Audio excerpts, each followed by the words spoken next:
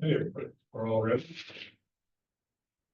Go grab these off. Let me grab the remote and we're ready.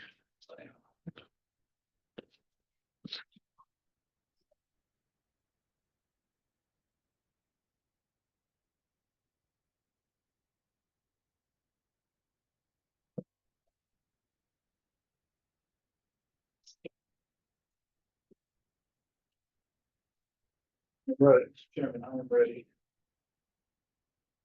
So road noise coming up there with our recording. Shouldn't happen. Okay, you ready, Brandon? All right, we'll call the meeting to order. Show that we're missing Amy and Kim today. All other members are present.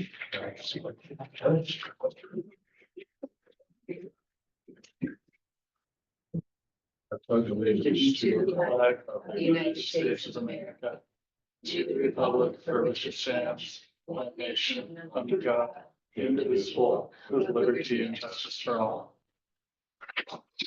So nobody's on. No. So no public comment, not on number 3, item number 4, approval of minutes. So we have April 7th and April 16th minutes. Everybody get a chance to look at those. Any corrections? Discussion? There were a couple of just minor typos on the April 16th document. Okay. Somewhere, I'm sorry, I'm just opening it up. There's it's at the bottom of the first page. It says ECFU, which is, it's actually EFCU. We do that a lot, don't we? Yeah. Okay, but And then the other one was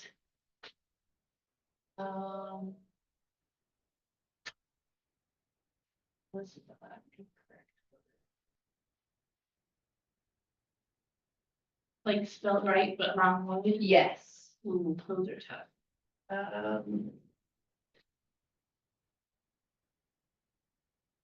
I'm not sure. Watch.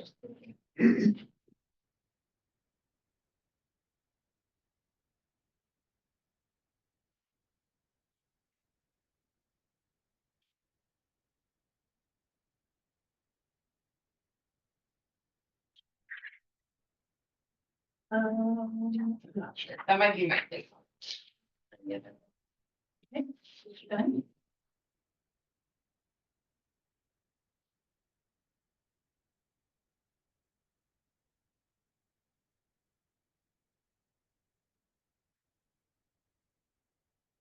Okay, I think we're good. And that was on April 7th. That was 16. I didn't see anything on 7. Let's look at April 7th first. Any changes to the April 7th minutes? Motion to approve. Okay, a motion with a second. Second. Any other discussion? All in favor, say aye. I I vote aye, motion carries. April 16th minutes, so you made some corrections to that. Yeah. Just typos, no content. yeah, no other content. Okay, any discussion on this? A motion to approve. To approve. Okay, second. I second. Okay, we have a motion and a second. All in favor, say aye. I Aye. Aye, for the record, motion carries. Item number 5, financial. Bank balance account update, funding expenses, donation account, school generated fund account. Sir. So this document you see on screen here is our update for today, covering the month of April. So brought forward numbers you see here in the EFCU savings account, a little bit over 113,000. No income or outgo from that account other than 3255 of interest, leaving us with 113,185.55. EFCU checking, excuse me, brought forward 13,024.83. $945 in deposits for an ending balance of $13,969.83. The Nevada State Bank checking account brought forward $279,302 and 26 cents, $1,224.96 of deposits, a little bit over 37,000 debits going out of that account for a final balance of $243,500.85. The discretionary checking account, we brought forward $50. There's still $50 in there, no changes. There's also another account that goes along with the discretionary checking with the savings account. It's required by the bank to have a checking account. There's $5 in there. There's always been $5 in there. There's always going to be $5 in there, so I don't include it here. So for the totals for the month, we brought forward 405,530.03, a total of 2,169.96 of deposits, 32.55 earned interest over the month, and $37,026.37 going out for a final balance of $370,706.23 for a monthly loss of almost $35,000 this month. Questions? What were the 1,200 in deposits that went into Nevada State Bank? I didn't look at what the checks actually were. They're just credited as deposits and statements. Part of it was the $440 we had taken out for fingerprints when the process changed and we wrote checks. And then the other part was reimbursement from me on the from travel. Because I had taken some personal days, so I had to pay into to cover the car. And I think between those two expenses. So all just operating sort of refunds and reimbursements. Yeah. That makes sense. Yeah, keeping every grace. Brandon, when I gave the report last month, there was an unknown expense, I think of $14.99 that we couldn't figure out. Do you have any more say on that? No, so Nevada State Bank and I have been playing phone tag. It's some fee that they're tacking on that's been there for the last few months. So that's a bank fee. It's a bank fee that we yet to connect person to person and they won't explain it via email.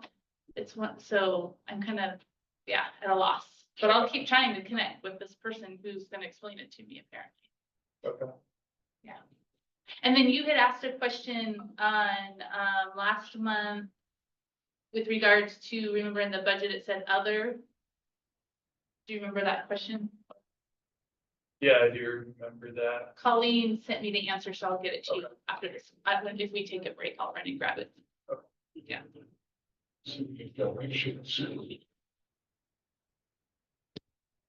What's that? Donations.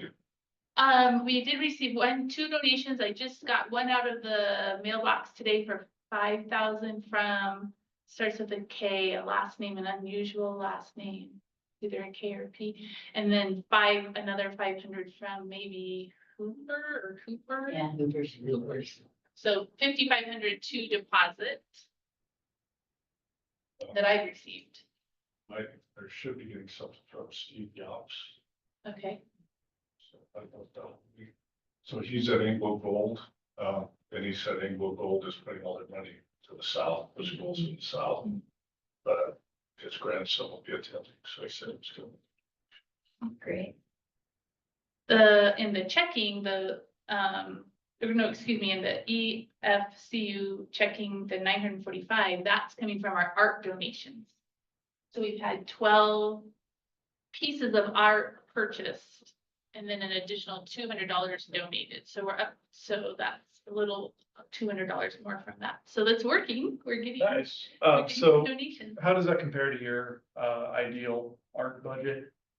Well, that's a really great question. I didn't actually total it up. I mean, are we halfway there, a quarter of the way? Probably not even a quarter. Okay. So we got a lot of art to do.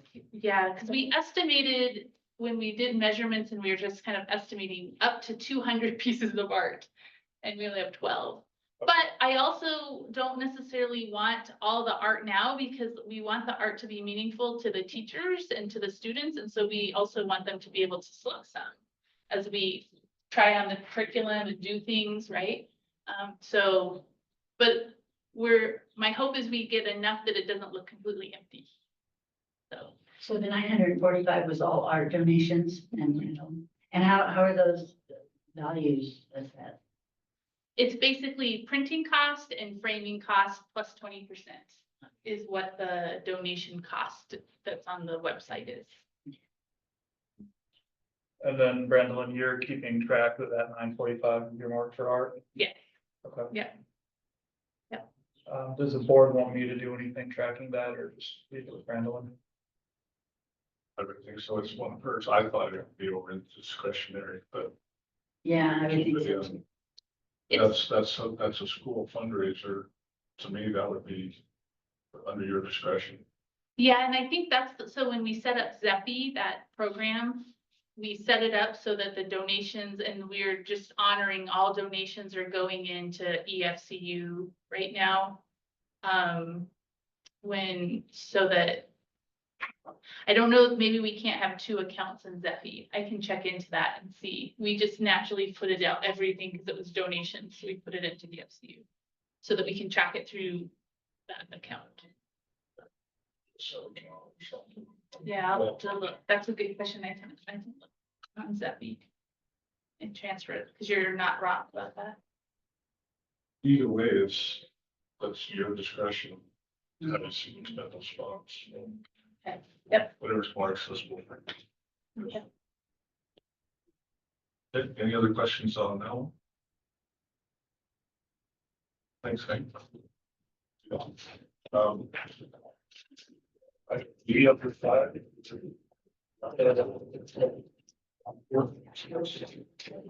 You can't on the phone, are they? Have they joined in?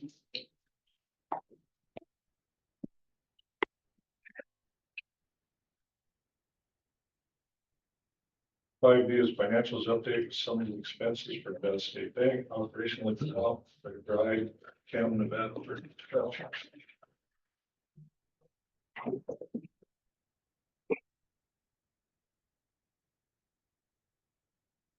Are they on the meeting, Hank? No. Nor do I see anybody in the waiting room. Okay. Good. Do you want to table that till? I mean, I can show you the summary if you want to see. This is probably what they would have presented. It's just the more details from that 37,000.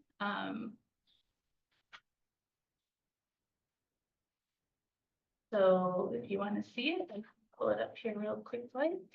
Oops, that's payroll. You don't want to see that.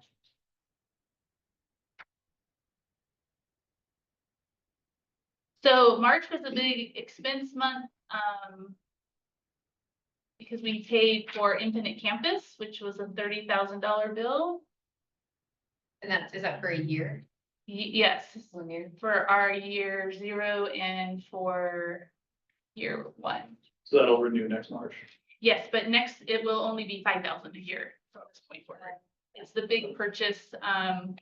Good. Pretty, I know. I was like, I saw that in there. I thought, wow, they're gonna force you into using this. So then, yeah, you have to pay that much to do I it. know, it's ridiculous. Would we be seeing that? This? Are we seeing that on this or? No. The different recognition? No, that's something else. That's later in the show. So yeah, this is just the reconciliation report that Cam sends. So this would just be the details for Nevada State Bank and with all of the charges, which you would see these reflected on what the big page in a little bit different way. But like I said, so the biggest outlay right now obviously is payroll, and then the big hit this month was for the This month is April, Brandon? for March. Okay. For March. For March. 30,000 for Paylocity or Infinite Campus that's coming out. Shows April. Yes. Yeah. Oh, April. Okay. So, oh yeah, because we're in May. Sorry. Oh, yes. That's a little confused. I'm confused clearly. I kind of lost April. I can't believe we're in May. Okay, so that's why we had the the 37,000 Yes. lost. Yes, so that's where the 37, that's why I wanted to show, like, this Yep. is where that $30,000 comes from. Is for, the good news is that Infinite Campus is providing amazing training. Kat and I were on there today, adding students and learning how to actually do it with our data. And I think it's such a powerful program that, and we will definitely maximize it, seeing as. Yeah. So I think it's gonna be amazing. It's gonna be amazing. We just have to learn how to use it and then use it. So anyway, any other questions? The other big expense this month was for the radios for security and safety purposes. So because we'll have people across the street and out in the playground.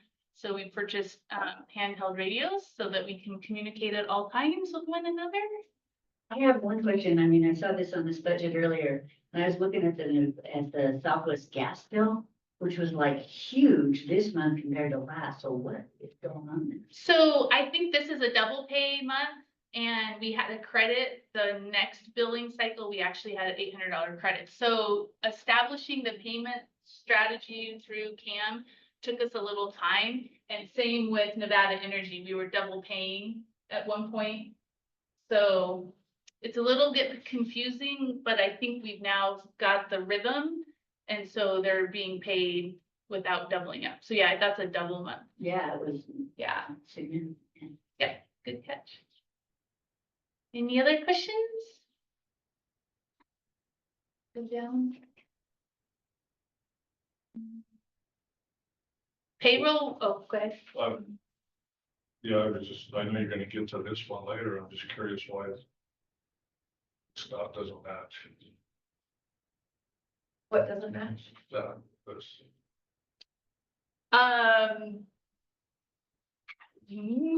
Like which, like specifically, this may not have every single thing that this has. I don't know. The Southwest gas match. So, Yeah, like, I guess, is there a specifics that doesn't match? Oh, I guess it has, there's 30,000. It's,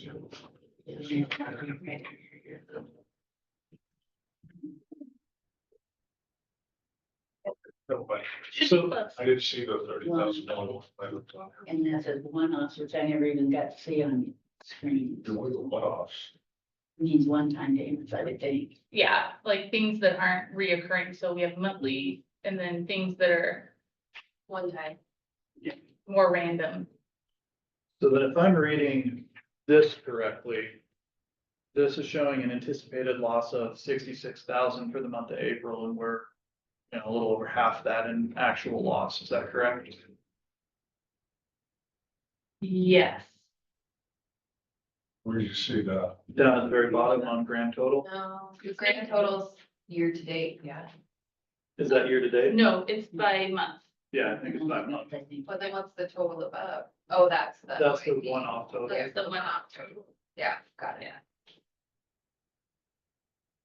So like we haven't paid the second payroll, oh, maybe it came out in April. Yeah, Well, I know you're gonna get to this. I just, Yeah, I want to make sure, like, that matches what I'm seeing in the bank balances. I just Yes. want to make sure that we're checking with this too, but yeah, hold that conversation. There. yeah. Interesting. okay, any other questions on that? Okay, so that was. We'll move to item 6, school leaders report. Okay.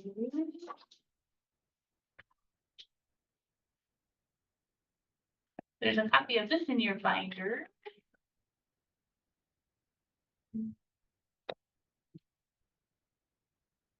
Lots is happening. Steam is definitely picking up. Less than 4 months. Less than, we are under the 4-month Oh. mark, suddenly. Suddenly. Meeting. We can see that on this. So one thing exciting that happened is that our program, Hillsdale updated their program guide, so they're now in 4.0 and those have been ordered. So they're on their way here, so that's exciting. Continue to attend my foundational principles class. Friendly reminder that I'm out of the office June 12th through June 25th, but Kat and I have talked about who she'll be here, and then I'll talk a little bit more about what will be happening, and there's some important things happening, but I got a plan to be monitoring those. So Kat is here each day from 8 to 2, and the enrollment audit with the state is scheduled for that June 17th, which means that 72 hours before that June 17th, they request our enrollment list. They randomize it. They send us back a sampling, either 50 students or 20%, I think is how it goes. Then we pull the files, scan them in, and then we put them in a special Google Drive. And then the day of the 17th, we get on a Zoom call and they say hello and we say hello, and then the Zoom call stays open, but they're going through the files via the Google Drive. So we don't actually have to sit here and watch them. We just keep the meeting open.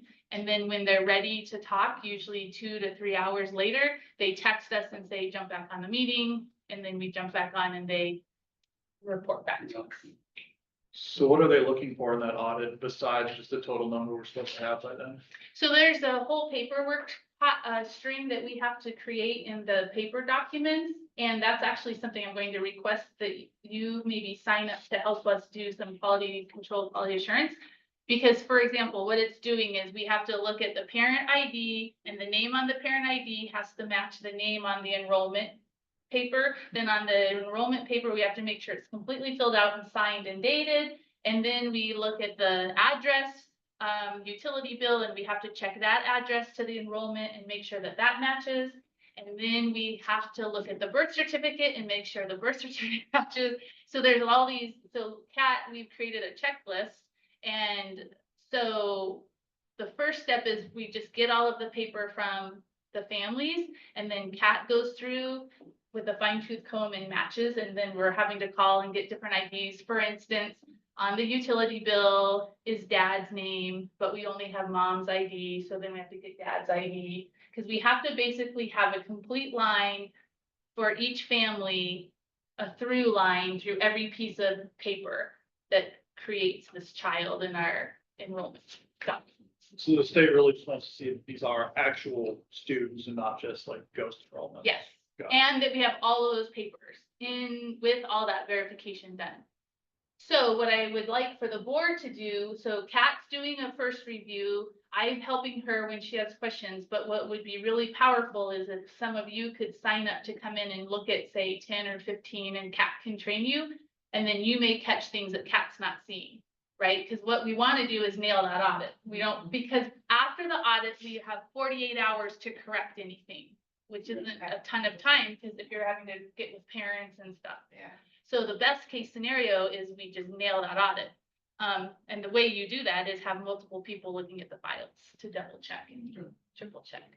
So Kat will be ready for that the week of May 12th, next week. We can start having some of those files QA, QC the second time. We have a whole system for tracking all of this.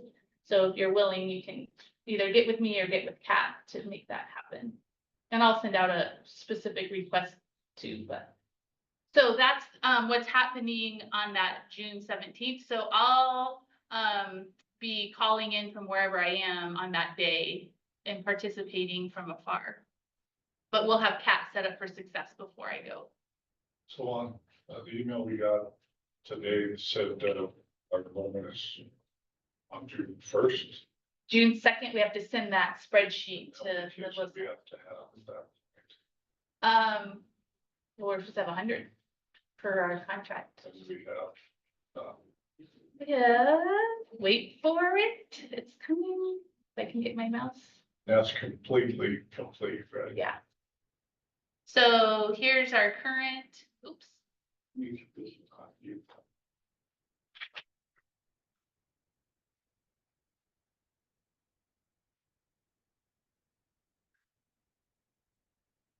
Here's where we are currently.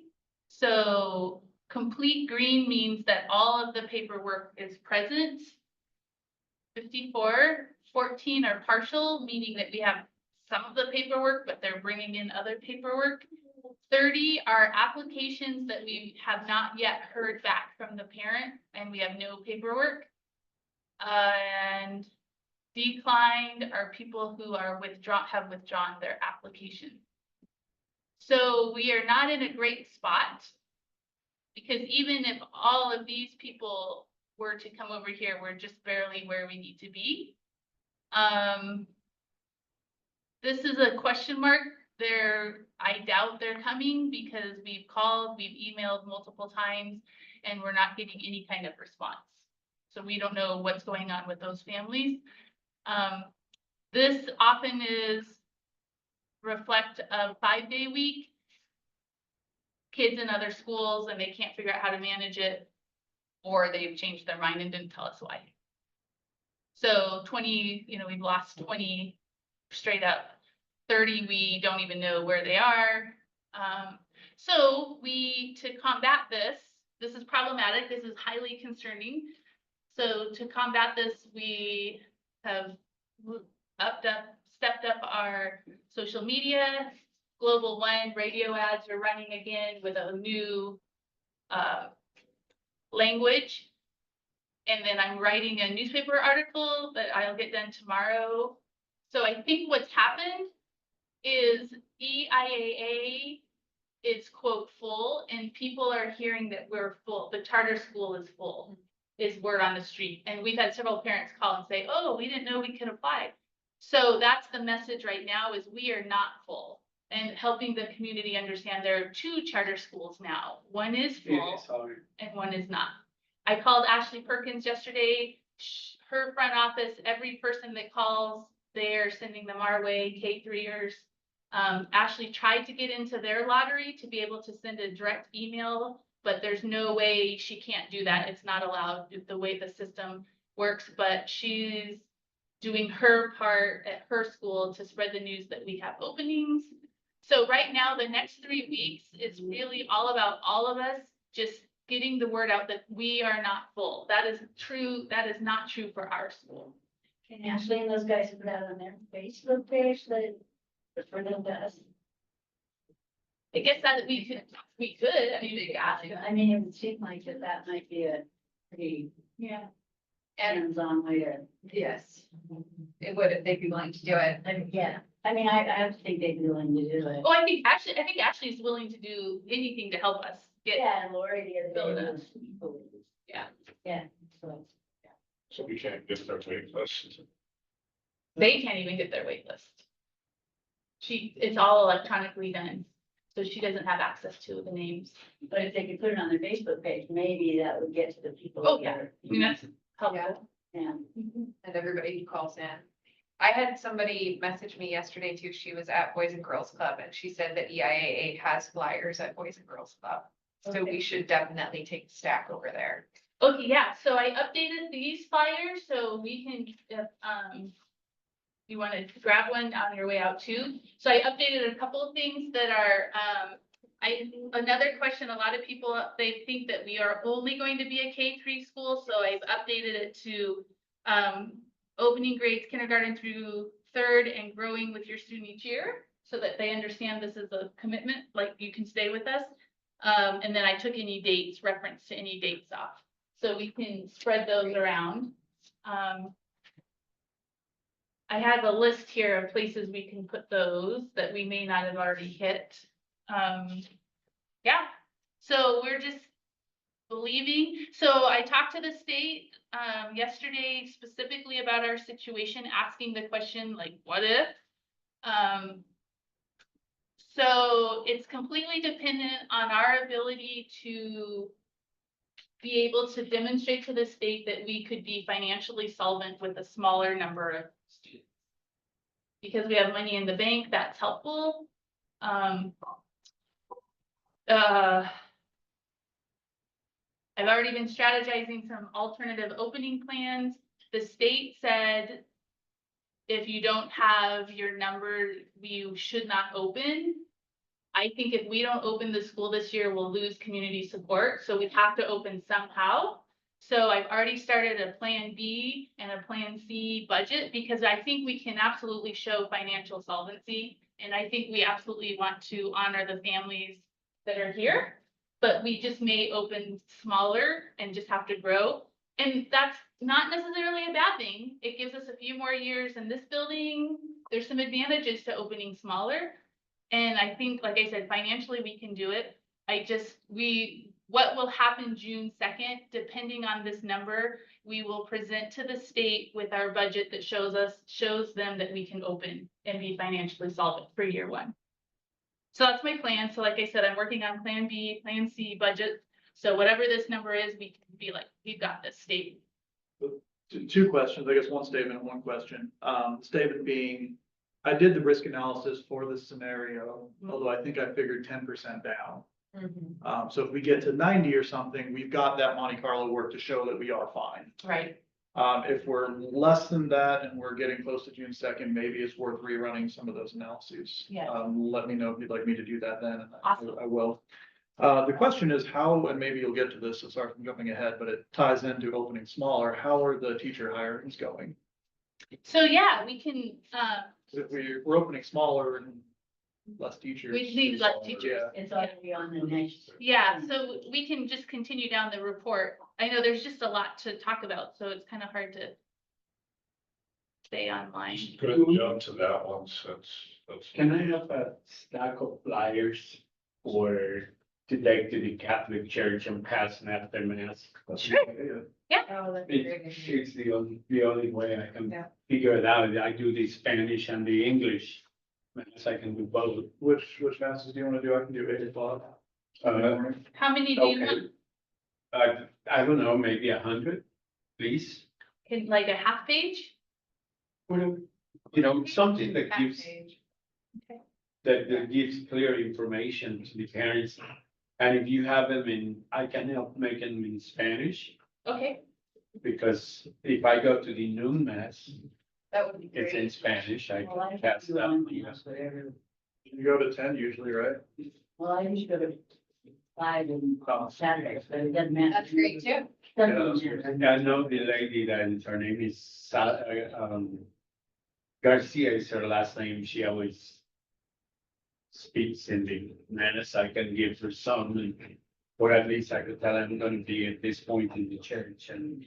I will create flyers and let you guys know, and then you guys swing by. Okay. Will that work? Yeah. Yeah, they're taking the CCD. That's a good idea. The office will take Yeah, that. and do you have an elevator card? Like something that tells just facts? Hey, it will take, like, it's called an elevator card because I walk into an elevator, give you my card, and I can tell you whatever is in the card in a matter, the elevator is moving. Oh, gotcha, yeah, like elevator speech. Yeah, We do And- not and- have one, but we can create one. yeah, it's just facts because I have spoken with few people about the school and they are not clear and sometimes they cannot answer the Mm. questions just because I don't.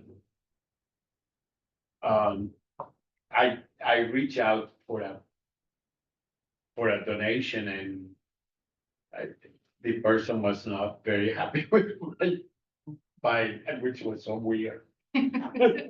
Sure, we can Wow. create something that Yeah. helps with that. Okay.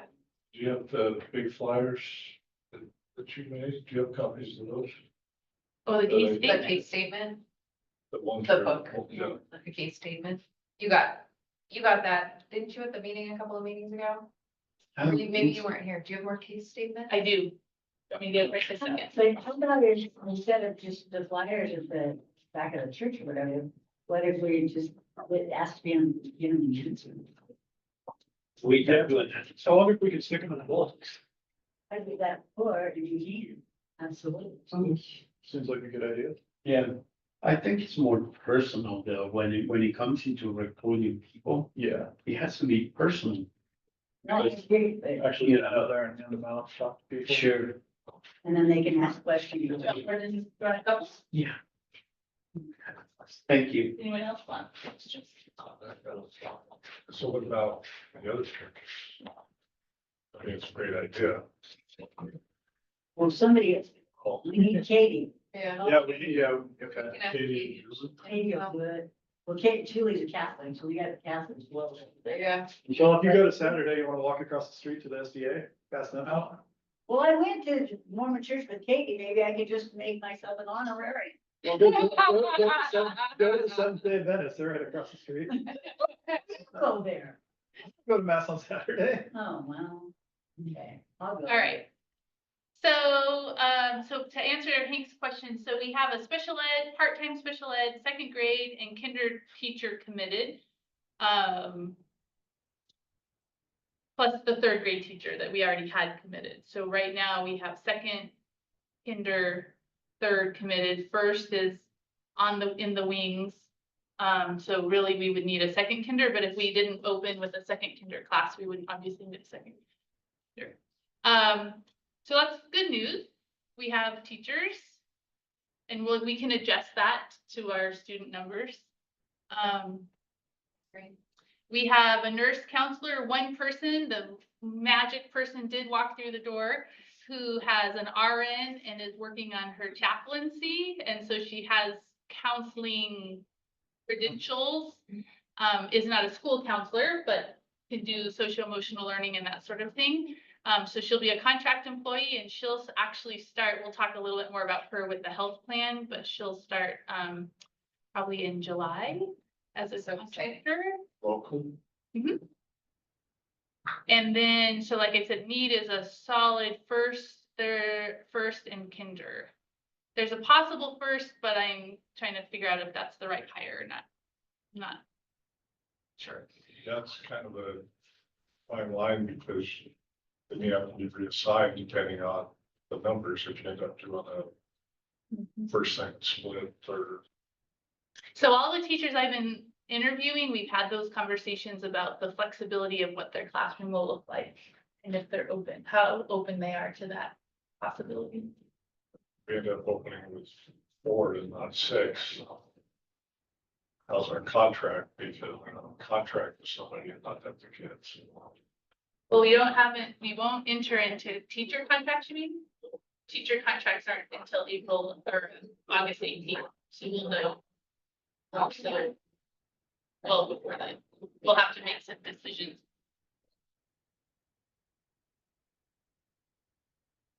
So we still have a whole month. I mean, it's only May 7th. So if we can get the community understanding that their space is open, the applications, we had 3 come in today, we had 2 parents come in today, so it's happening. We just need to just get that word out that we have seats open. We can I'm believing we are gonna get to our 90. So we just have to pound the pavement the next month. And if we get to the 90, you think that risk assessment that's already been done would be maybe enough to be able to make that case with a little extra work, but. Yeah, and we can adjust our salaries, we have a lot more knowns now that we can maneuver and use the data to better inform the model. So yeah, I think we can do it. The ads on the Smith shopping carts are up now, right? They're supposed to be, yeah, I haven't been there yet. I'm way too excited about that. I'm so excited that you're excited. Yeah, let me know if you see them. So, all right, so let's continue on. We have a lot to cover. So Infinite Campus, we've got the calendar. So we had to submit our calendar to the state, and you did part of that was the Infinite Campus calendar. So I learned how to do that and got that submitted. So we're awaiting approval from the state. I've met with RPDP, the Regional Professional Development Program. Annie Hicks there, so we're starting to get our training calendar set because that's important for other things. Starting to purchase training materials and those sorts of things with trainers. Ben Payne offered to do training with our staff on restorative justice, so we'll see how that pans out. Literacy training is going to be happening a little over a month from today, so that's exciting. School newsletter, you should have all received a copy of that in May. The handbook was returned due to the discipline policy because of there were some key aspects that we needed to spend more energy on with regards to the discipline policy. So later today, we'll talk more about our progressive discipline policy that will inform the handbook. And this is that beautiful, messy middle of a brand new school and trying to create this with, at the same time. So we'll talk more about that in a little bit. A+ to you guys because everyone got fingerprinted. So thank you for doing what we needed to do. So we're in compliance there. Training and schedules as planned. We did do that mock enrollment audit with SPCSA, so we better understand what they're looking for, because again, our intention is that we rock that audit so we don't have to go back and do a bunch of work.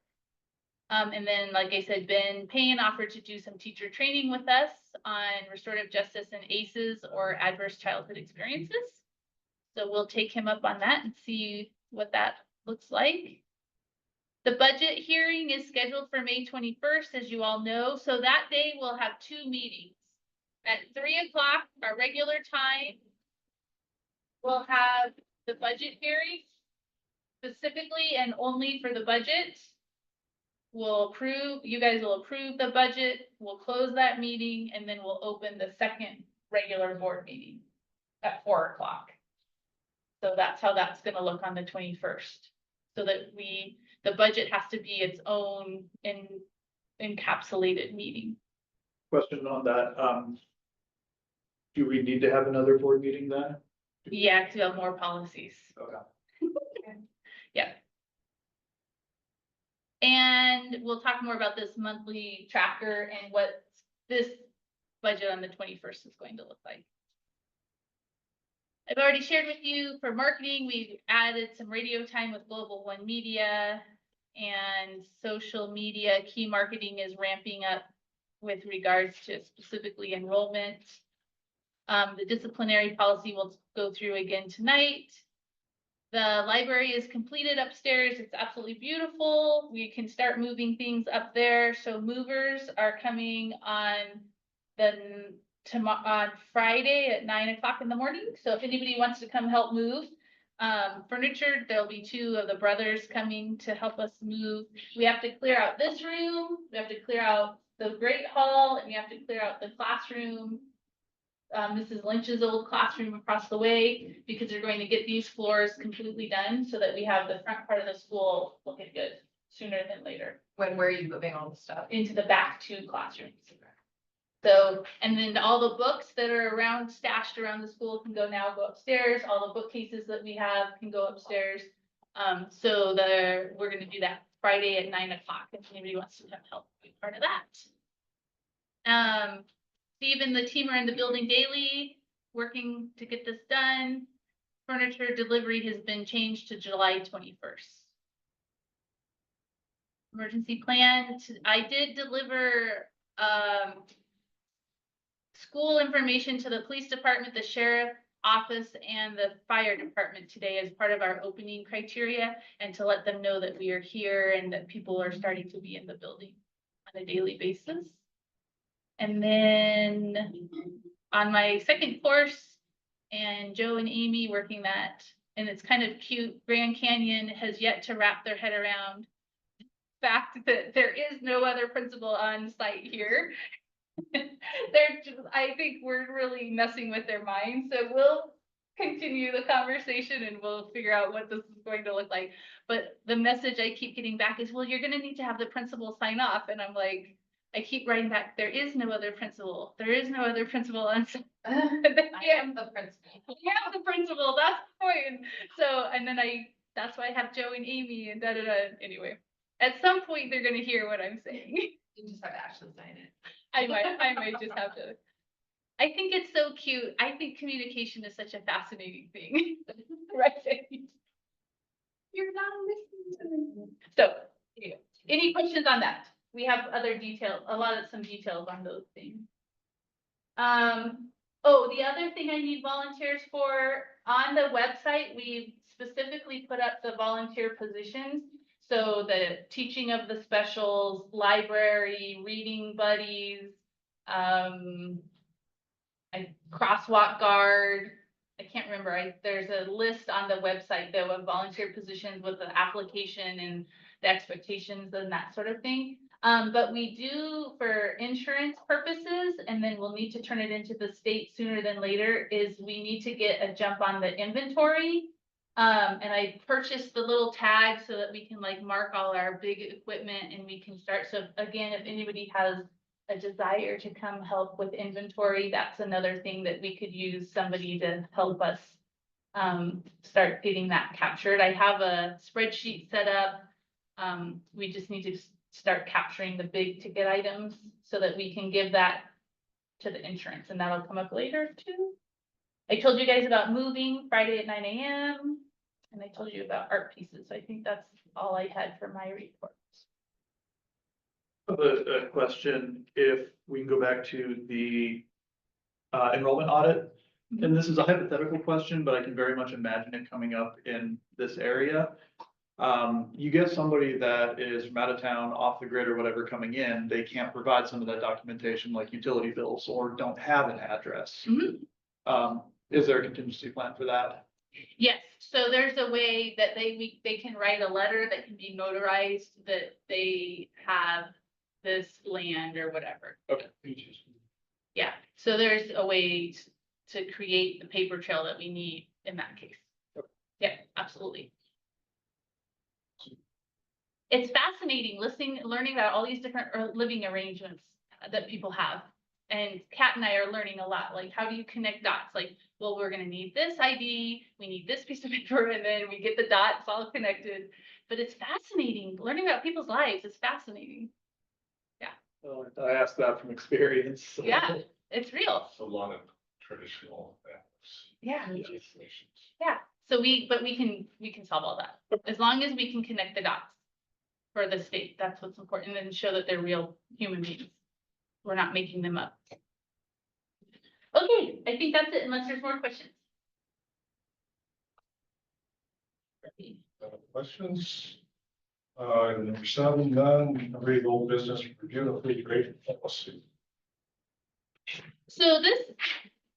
Oops. Oh, no, don't tell me I saved over it.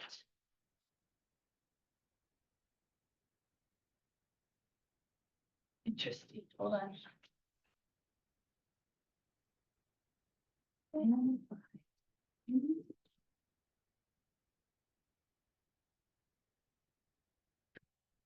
I was trying to start with a template that I know was gonna work better, right, Lisa? So we didn't have to fight so hard, but I hope I didn't really hose myself up.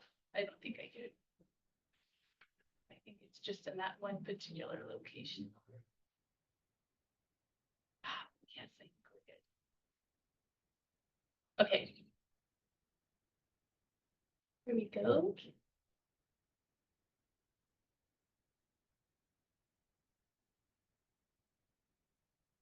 So as we spoke last time, we'll be doing standard-based grading here at NCAE, which just means that we have to get our ducks in a line so that we can do standard-based grading. And then basically what we need to do is create the standards, put them into Infinite Campus, and then that's how our report cards will be generated. And when I say create the standards are based on the Nevada Academic Content Standards. So we aren't creating them, but we need to pull them out and decide which quarter we're assessing them and those sorts of things. So what I've created here is the outline for that to happen. It's nowhere near done again, but I think you can get the gist of it. And what's missing are just academic details that are grade level specific.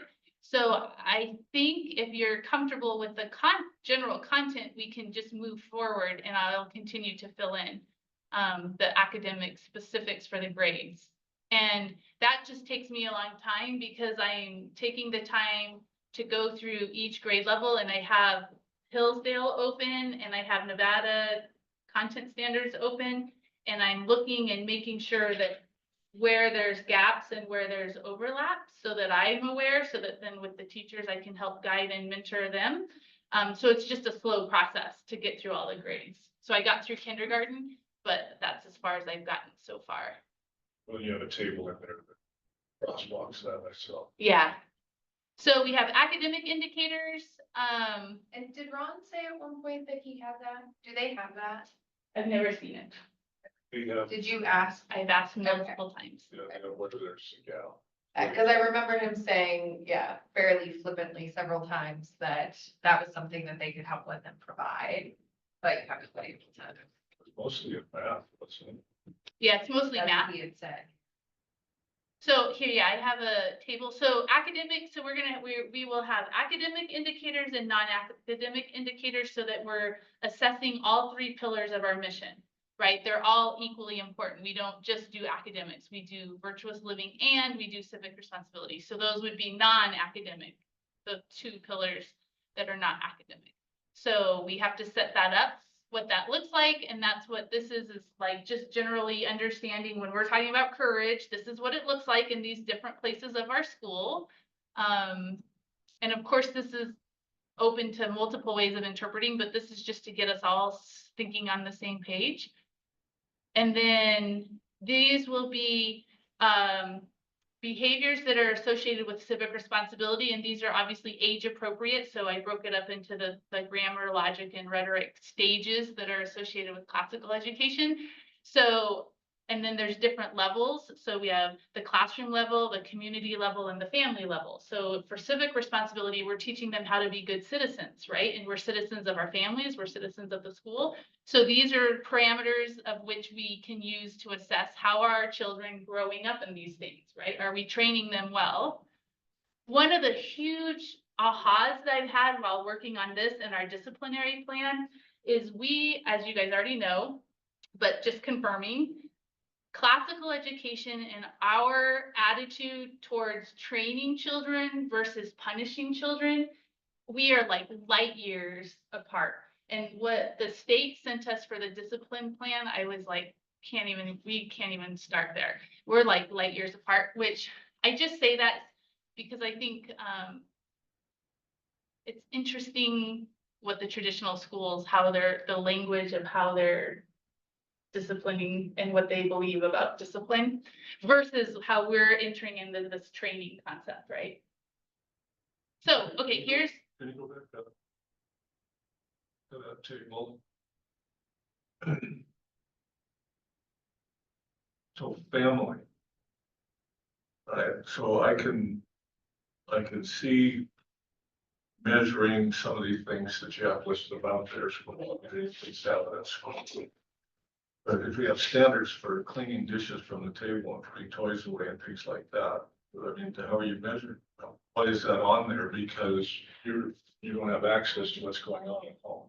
So, right, so these will be offered to the family as suggestions, and then the way that we will collect this data is simply through a family survey and asking them questions at the beginning of the year, things that you're noticing that your children are doing, and then in mid-year, and then at the end of year. Have we noticed a difference in our children's behavior at home? Is that a Hillsdale recommendation? I've never seen that on.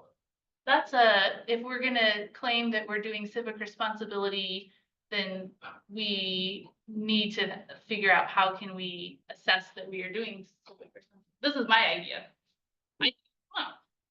Having, and I think it's just, like I said, a survey that we can ask, and we would just provide these as examples of these are things that you could be watching for your children as, because if we're training our children up correctly, and if we're helping students understand that they are part of something bigger than themselves, then the hope is that they're starting to demonstrate different behaviors at home, and the parents would notice those. We'll test it, we'll pilot and see. It's a hard thing to measure with kids that young. So they just. Well, that's why these are like, age specific or age appropriate, like picking up your toys, like a kinder through second graders. Right?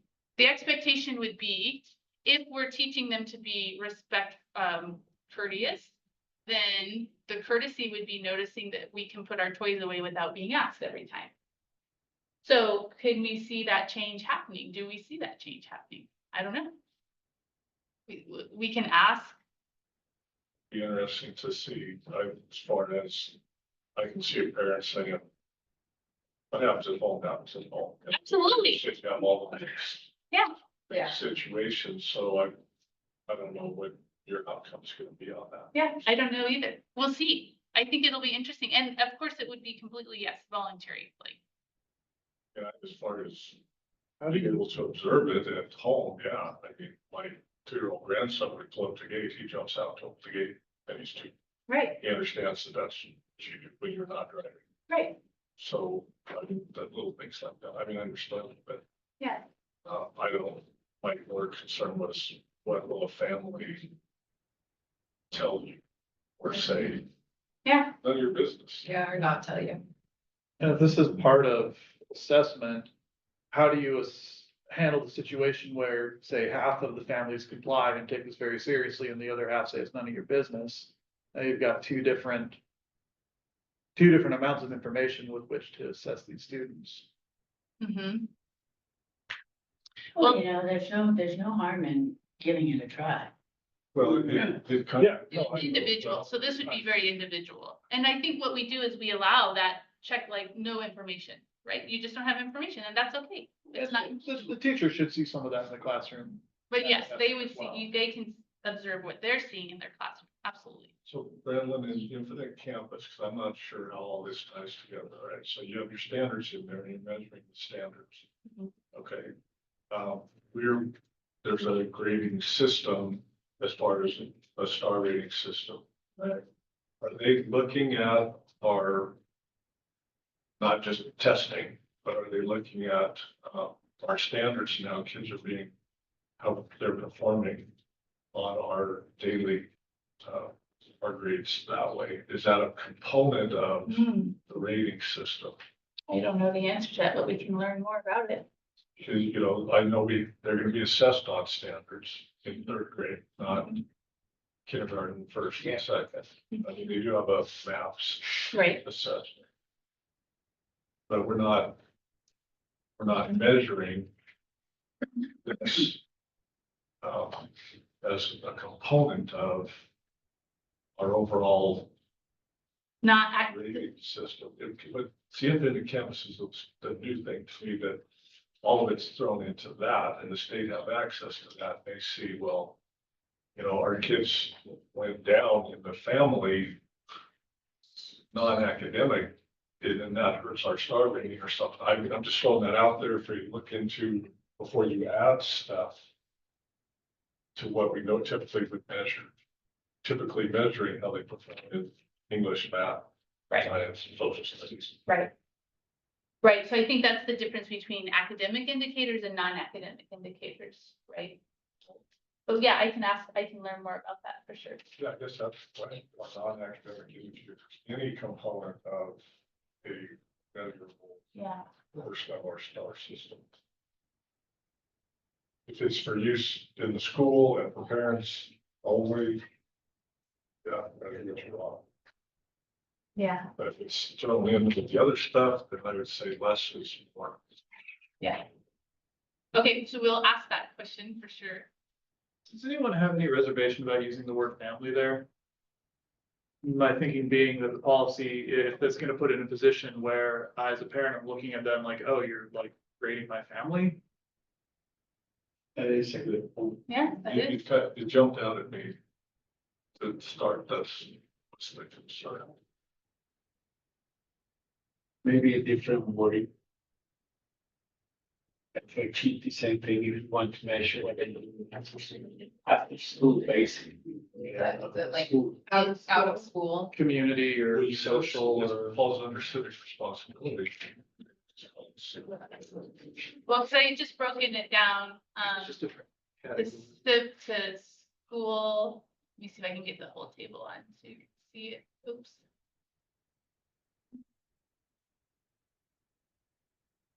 Which way, this way? So I just had classroom, school, community, family, but it could just be out of school. Yeah. Yeah, or just community, whatever. Yeah, External community. getting involved in Community, yeah, school community. Community, I don't think. Yeah. But yeah, Or out of school's not bad, really, it's pretty definitive. outside of, Yeah. outside of school. I think I used the phrase out of school other places. Also, you can measure what they do out of school. If they participate in different events like parades or maybe adopt a street, Mhm. Mhm. you know, so they are part of the school, but not intruding into their families. Yeah, no, and that's, And it could make those other three,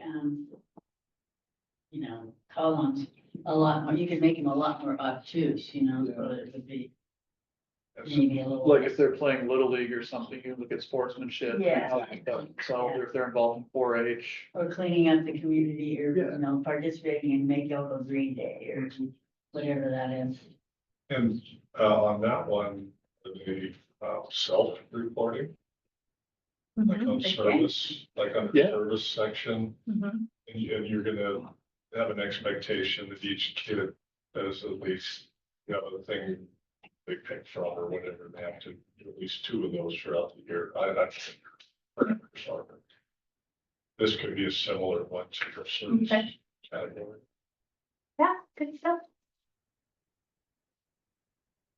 And what I like is you're making them and others think about being a good person these ways, right? These are behaviors you're trying to get them to, trying to instill in them that are important, that fall within everything we're trying to do. So if they're mentoring it, just like for you in our incentive system, you're telling us the things that you've accomplished Right, to move to the next level. right. So if the kids are doing the same thing, I think that's a self-reflection and all of that. That's, yeah, I did. But sometimes they think, I didn't really do anything, or I'm not valued or whatever. You say, well, you did this. When they start writing it down, I can do these things and I do these things. Okay, so now my self-worth goes up. Yeah. But so that reporting would not necessarily be just for the kid. I mean, the parent could come in and say, man, Johnny has been so good, thank you. He's been so good about, holding the game by himself, whatever he's doing. But that reporting could come from other outside resources, right? That not just the kid, but the family or the aunt or uncle or the Coaches. neighbor. Yeah. whoever. Yeah. So that gives you a lot broader and probably less, if Hank and Joe are correct, less narrow focus on just family, which would be offensive. It'll be interesting to see Yeah, people how try. that works. Good I stuff. was just thinking about, I didn't go up to Idaho when you guys went up there, and every kid had a role, or certain kids had roles in the classroom, but they had jobs and responsibilities they had to fulfill. So you can see it within the classroom, Oh, Yes, right? It's just outside the classroom. right. And I think that's important, right? Because that's the other piece of this classical education model is we don't have, at least from my perspective and understanding, it's not like you behave in school this way and you behave in life this way, right? We do this everywhere. This is who we are 24/7, 365, right? We're not this way because we're in school and we have to behave this way. This is who we are. It's that difference between being and doing, right? Which is so important.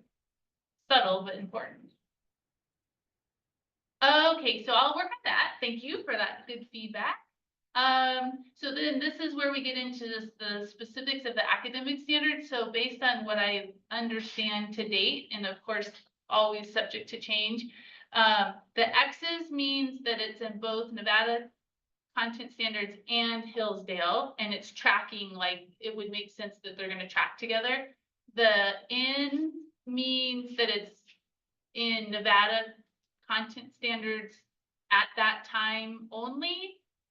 And then the H's mean, that it's only Hillsdale. I don't think we have any H's because I found, modern foreign language standards for Nevada. And then, So I don't think there's actually any H's anymore.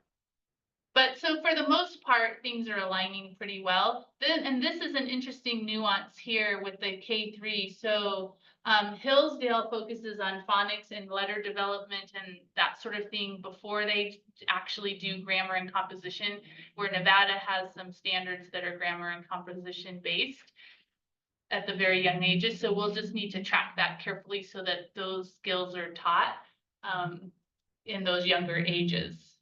And that's just kind of a difference of how you approach reading and writing and teaching it at K3.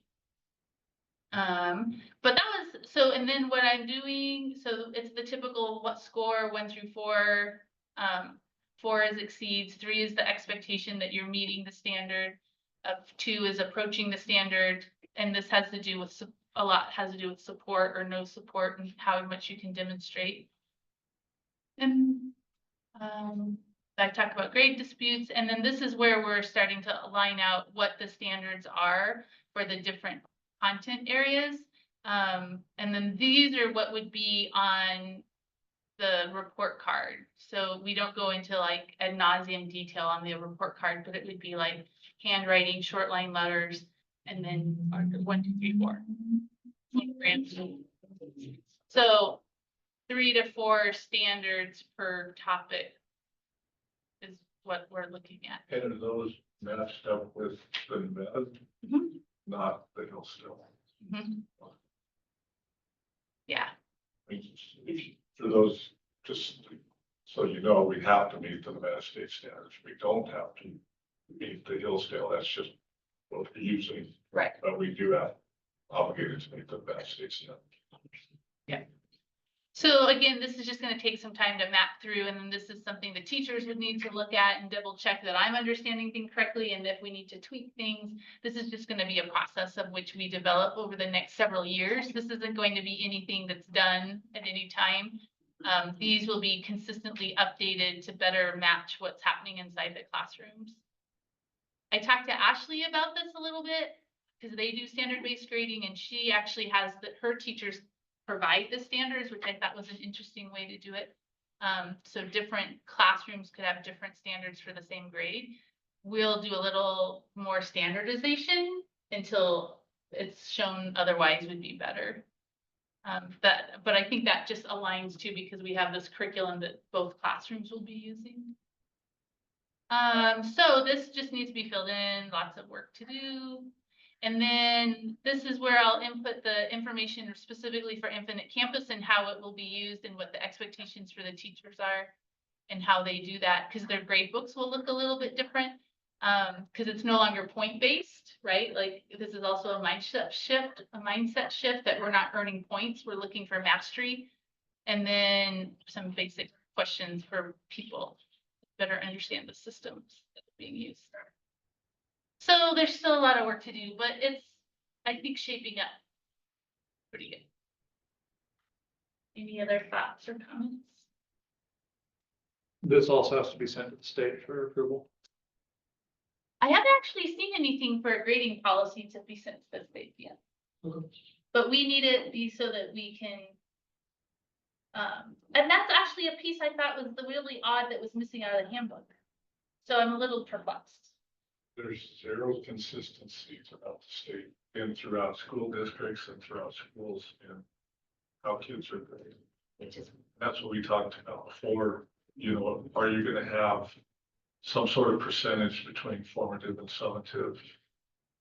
And your teachers and with parent input and things like that, it's kind of important because, you know, it really, everything should align, and it's difficult to do that, right? How, if a kid takes a state assessment and meets the standards, but in his grades, they exceed the standards, and that's so typical in schools. Kids get A's and B's, but they're not proficient. clearly, right? So there's a That's when disconnect. you see that, that tells me that the bulk of their grade is based on formative, right? Their practice, not the game, not what they are really know are able to do. And the bell curve is shifted from C to B in public school, almost, or you can pass that a little bit. compared to what they're actually, what they know how to do on their own. On that way.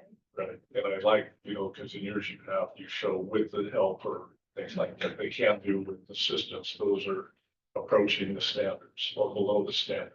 So they can do it on their own, they're not meeting. Right.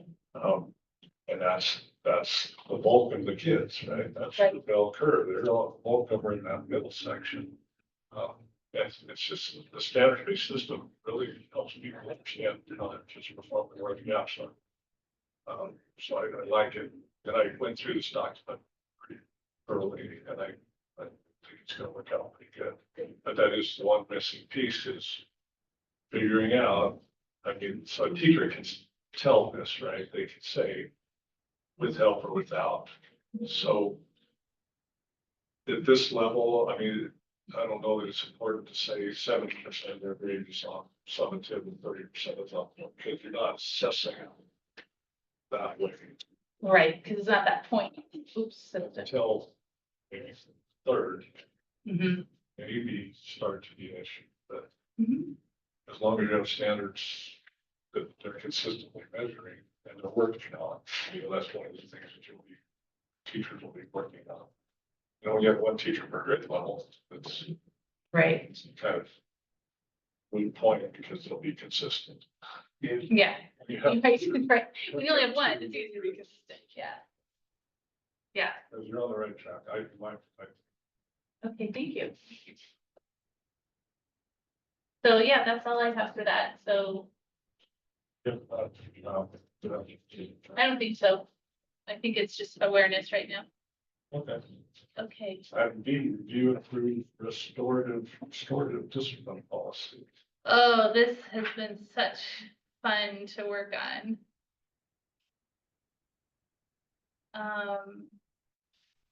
Hold on, I lost my train of thought. Here we go. Nope, I guess I should have asked, does anybody have concerns about using the standards-based system or? I Some didn't people consider are like, that, I want it's just what the KBC. report card looks like. Yeah. Yeah. I mean, but other than that, I don't have any, I think Not my area it's either. great, but I mean, when I'm a parent, you get the report card. I can show why you can't I one. understand what I'm looking at? Well, and that's a great question, Dorothy. Maybe you ought to get us a little report card. I can show you one. Okay. And then I wrote somewhere that we would have like a parent night or parent afternoon session where we could talk about like, I think a big part of the school also is this idea of educating our parents, right? Along with our students. And so we can plan a little question and answer session, like report cards are coming out. This is what they're going to look like. Even to create a little video that's like, this is what they're going to look like. This is how you read it. If you have questions, talk to your teacher, right? So prime them. Will there be parent-teacher conferences? There will be before school and then at the end of Q3. So in lieu of that, in the middle, we do parent teacher things. Yeah. And then other schools are like, some of the other district schools are already doing standard based, so some of the parents are, this is not new to them. Yeah, They've I mean, seen it already. EIA EIA does it. And does this, so Abby gets her report card. And the first time I Yeah. sat down with her teacher and the teacher just explained it, and it's very clear, it's all written out. Yeah, and I mean, it'd be pretty easy, but I mean, like I said, it'd be coming from a real standard upbringing, Yes. I'd be going, wow. It's bigger. Yeah. It's a lot bigger. there's more to Yeah, it for there's sure. English, math, science. Yeah. If I had Abby's, I would show it to you. Yeah, It's- and I have one in my office, to be honest. I think it sounds great, it's just, I'm just saying, I think that's a fairly, reasonable question from a Fair, parent. What, absolutely. what does this look like? So you can present one at the next meeting. Yeah, okay. Yeah, or even when you have a packet to give your parents, maybe you should put that report card in there, where they would get one and say, Oh, this is what the report card's gonna look like, this is what it means. I don't know. No, that, exactly. It's good, yeah. Otherwise, you should have a lot of time answering questions. Yeah, Yeah. I mean, you might as well just minimize your chaos. Sure, yeah, Okay. okay. Move on to restorative discipline. Yeah. So this is one of those documents that the state has provided us and they've given us this template from which to work from. And then I worked to make it fit our model. So I'm calling it plan to policy because I don't think we can actually set the policy until we meet some of the criteria of the state, which is setting up a student support team, which involves parents, it involves community members. Like, we just can't do all that yet because we don't even have our families. So that's why I'm calling it plan to policy, because we just can't set the policy per se yet. Plus, I think we have to figure some of the stuff out. So, but the high points of this are, and this is sort of like that, remember, the acceptable use, like we have the policy and then we make it so that it's more palatable for the public. So this will be like our internal document, and then pieces of this will go into our handbook to address the state's concerns about restorative justice in our handbook. Does that make sense? So these are you guys saw this, these are all the things that this has to meet. This is the timeline, like I was saying, like we just can't do this until I have parents where we can have a community and parent input meeting. So I tried to align these when we already are planning to meet with parents for the training for the Jumpstart Literacy and Math, and we'll just incorporate this in so that we can start getting this feedback. So that's the plan to do, and we'll see how it works. Universal behavior expectations, we have to set those. So I just use what we have at the front of our who we are. These are behavior definitions that have to be in there that are Nevada Department of Education definitions that we align with. And then again, you saw this already, but this is how we're aligning that traditional behavior with how we see behavior. And the state liked this. We didn't have any pushback on that at all. So that's really good news. But I'll show you down here, I added some stuff. I'm not sure if it was on the one I sent out. So this is that progressive discipline that we needed to add in and be more explicit. This was not explicit in our handbook. So now this has been laid out more explicitly. Some of the tools and evidence that we would use for this progressive discipline. So we're just go back up there just a little bit, bring up the X's. Because I had a question about that. Right there. Fishbowl circles and then all the X's. I didn't understand what that meant. Because I have to figure out what is a fishbowl circle. I don't know what that is. I mean, I think I know what it is, but there's that one, and there was this other one that I was like, oh, these are definitely program specific things that they are honing in on. There was another one. That was something the state made you include? Mm-hmm. Well, it was in their example. So these are part of the socio-emotional learning toolkits that people have, right? These circles, different levels of circles for different issues, different programs. So that's why I was like, do we want to keep this, or do we want to define, like, I need to define what that looks like in our school, what a fishbowl circle is. So I was hoping, so now that we know who our quote counselor is going to be, they can look at this too and make sure they can align into this as well, this language. Does that answer your question? Yeah, because I never heard of that. Actually. To define it so that like anyone that reads it, because like I think that the fishbowl circle is where like, so let's say Fernando, Hank, and I are having like a situation, and Joe and Dorothy, you guys like witnessed it and you're kind of involved but not really. So like the three of us would be doing our thing and you guys are like watching it, right? And then together we come to this resolution of how we're going to fix this problem. So like it's this idea of you're involved but maybe not totally, but I don't know, I could be totally wrong. That's why I got to figure out what this means, because I didn't want to put it in our document. So we have some learning to do. That's why it's a plan to policy, so that we can learn. This had to be more spelled out, so I think I got it straight with what some of the dates have, like within 5 days, some of those had been updated in the latest regulations. We need to add in this piece specifically that we will be monitoring data and collecting data So Infinite Campus will be amazing to help us do this, and then we can generate these reports, and we have to be able to spell out our discipline by grade level and by populations. So we just have to state that we're going to do that. Then we would create a, so if we start to see disproportionality, so we're noticing a lot of discipline in ELLs or a lot of discipline in SPED, but we can, then we have to have a plan to address those disproportionalities. So we would figure that out during year one. These are some of the strategies, training essentially that we will be using. So as we become more informed on our population, and again, so much of this matters on who is in our school. Like we just don't know what we're gonna have in our school. But definitely we'll have training. So this is why I went over to RPDP, and this is how Ben Payne got involved, is because I was asking them about training for our teachers, not only on curriculum training, but we need to, oh, it's not in this version, but incorporate restorative justice, mandatory reporting, all of these trainings. So how do we incorporate all that? This is the family engagement pieces where we will bring families in and have these conversations. And then finally, to address all of these programs that are being used in different schools, to align them with why we are going to be using virtues, and we are not subscribing to mindfulness, or we're not subscribing to trauma informed. We are teaching out virtues. Ben Payne helped, and we created this crosswalk so that hopefully the state people can understand that we are doing all of these by teaching into virtue. Instead of saying we are a restorative justice school. That's what they're wanting us kind of to subscribe into one of these, but we're teaching, our model is virtue-based. Does that make sense? So yeah, just like helping them understand what this virtue-based means.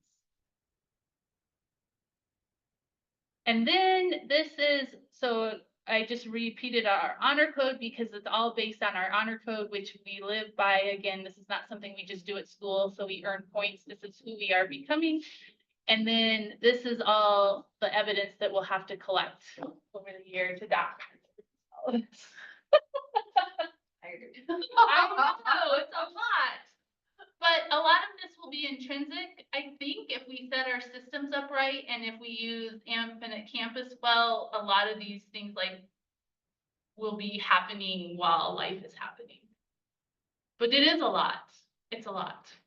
I'm not gonna lie. A lot of that will fall off for counselor. And the counselor, yes. We'll be monitoring and doing a lot of this behavior stuff. And then we have, you know, the relationship with Robert Johnson and the, we have some access to some like really knowledgeable people on behavior. So we should be able to rock this once we get our kids and we start learning who they are and what they need. And that's the hard part with so much of this. It's like, how do you know this is going to be in our building? So this one, we do need some sort of approval so that I can transport this, dilute it a little bit into the handbook so we can resubmit the handbook. Does that make sense?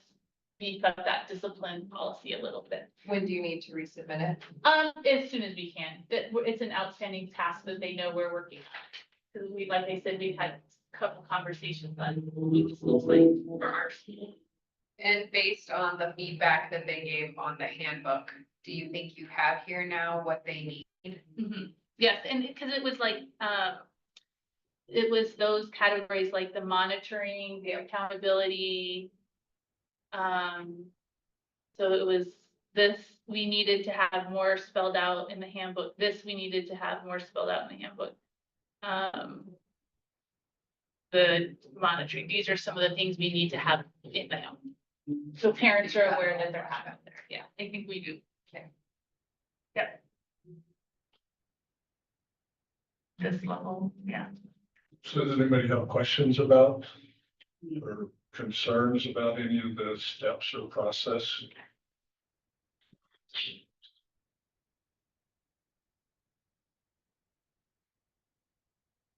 I think it gets to the point where people think that, you know, the kid misbehaves and you have to run through 8,000 steps.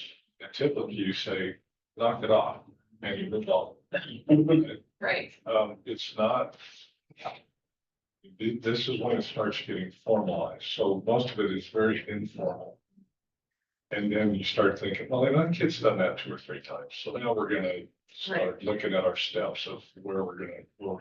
So this gives them a path, but it's not, it doesn't, in reality, it doesn't occur. Not very often. You don't go, okay, I gotta refer to my book, and I can, Yeah. Yeah, just wait there. Okay, Don. that's what I'm gonna go to number. Knock it off. 37. yeah, that's what I was thinking, I mean, Just give it the look. how would you Yeah. raise your children if you had to do this? But when, But I can see that you have to have it in play, right? the teachable moment, right, with teacher or the administrator, whatever adult is, they're trained in the virtues and they're gonna say, you know, which virtue, Yeah, you got 30 years, right? so tell us about that and how you're gonna change. Sure. So they learn to get through those steps. Yeah, so when I went through it, I thought it was fine because knowing the procedure will be, the problem is there's so much reporting. And Yeah. that's, and there's, I was hoping that one of the issues, things that occurred with the charter school was got away from the law. Now, there's no, the state doesn't let you escape. It's still all the same rules and regs that they have. It's just that we take the approach of discipline as punishment versus the word discipline tells you everything. It comes from Latin that means discipline. Discipline is that discipline, you know, so the Romans and the Greeks were teaching discipline Right. with their disciples by providing them the opportunity to analyze quickly their own actions and learn a lesson. And a lot of people do not see that. That's why it's so creating a standard that is some. My dad used to, when we had an argument between our siblings, his question was, tell me, what did you do? I said, she did not, no, I didn't ask you that. Tell me, what did you do? Well, I hit my brother because he hit me. That's not why I asked you. Mhm. I asked you, what did you do? I hit my brother, and then he will go and talk to my brother.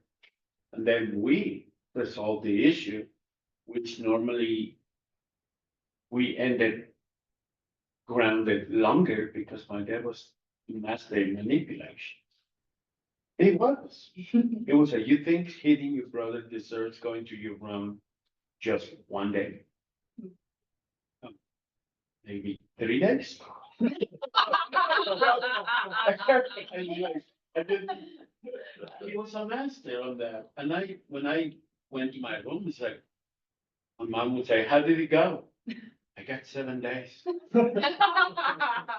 But it is the lesson learned, and that is a model that is so difficult to understand because we are used to punishment, Punishment, it's not and it's punishment. not. We don't want to do punishment. That doesn't work. It's unfortunately that so many regulations are there because they are simple things we can say, like you said. Yeah, very Yeah. small interventions can make a Yeah. huge difference. So you need us to approve you adding some of this to the handbook? Is that? what you're Yes, saying? we're approving this, approving this plan to policy, recognizing it's a plan to policy, and then once you approve that, then I can take that piece out, and then you'll see the handbook again with what I changed. But yeah, that gives me the leverage to move. So the motion is to approve planned policy in order to include it in the handbook. Yeah. Is that it, or is there any? Yep, that would be perfect. Move What I said, what is said. you have a motion, I'm just making sure you get Did it. you write it down, Dorothy? Yeah. Yeah, We very have good. to plan the policy in order to include it in the handbook. In the, which handbook? Student, parent handbook. Student bed. Okay. Okay, we have a motion Do we have a Does second? that motion need to include that there are a few things that aren't quite finished? With edits. Yeah, with Brandolyn's edits or something like that. Plan the policy with edits in order to include it in the Yeah. student parent handbook. With Brandon Setters. Yeah, completion edits, just little things I need. Yeah, just a little bit. It's very important to me that we don't just copy and paste and put things that we don't understand, because I think that's something like, I Yeah. don't know if they know what they were talking about. Well, and I look at this and I just think that's a lot of It's a steps. lot of stuff. It is, but like Joe's saying, it's not. But it's what you gotta do, good. Yeah. I'll second that. Oh, good. The framework is in place now. Yeah, but that's what we need.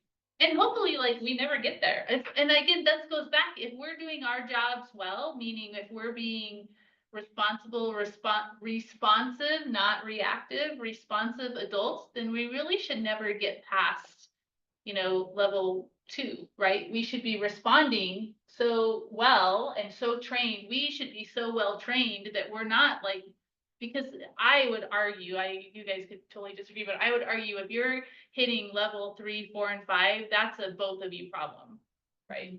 That's not the kid. That's the adult and the kid. We're just conflicting on a million different ways that need to be.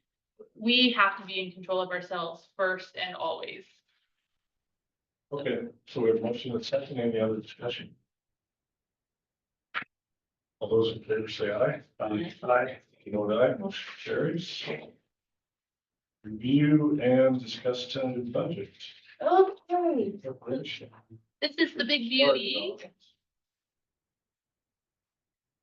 So this is how this came about, and this is the plan. You guys remember that last meeting, Cam presented this, do you guys remember what they presented with all those BB schedules? Do you want to see it? Do you know what I'm talking about? I can pull it up. I don't want there to be any misperception. Hold on 1/2 a second. It.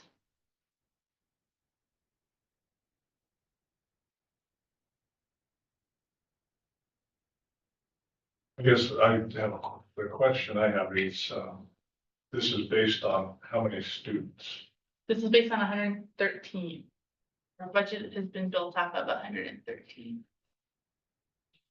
Oh, that's not the right.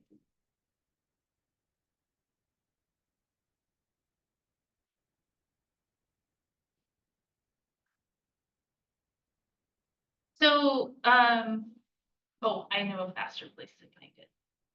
Okay, so.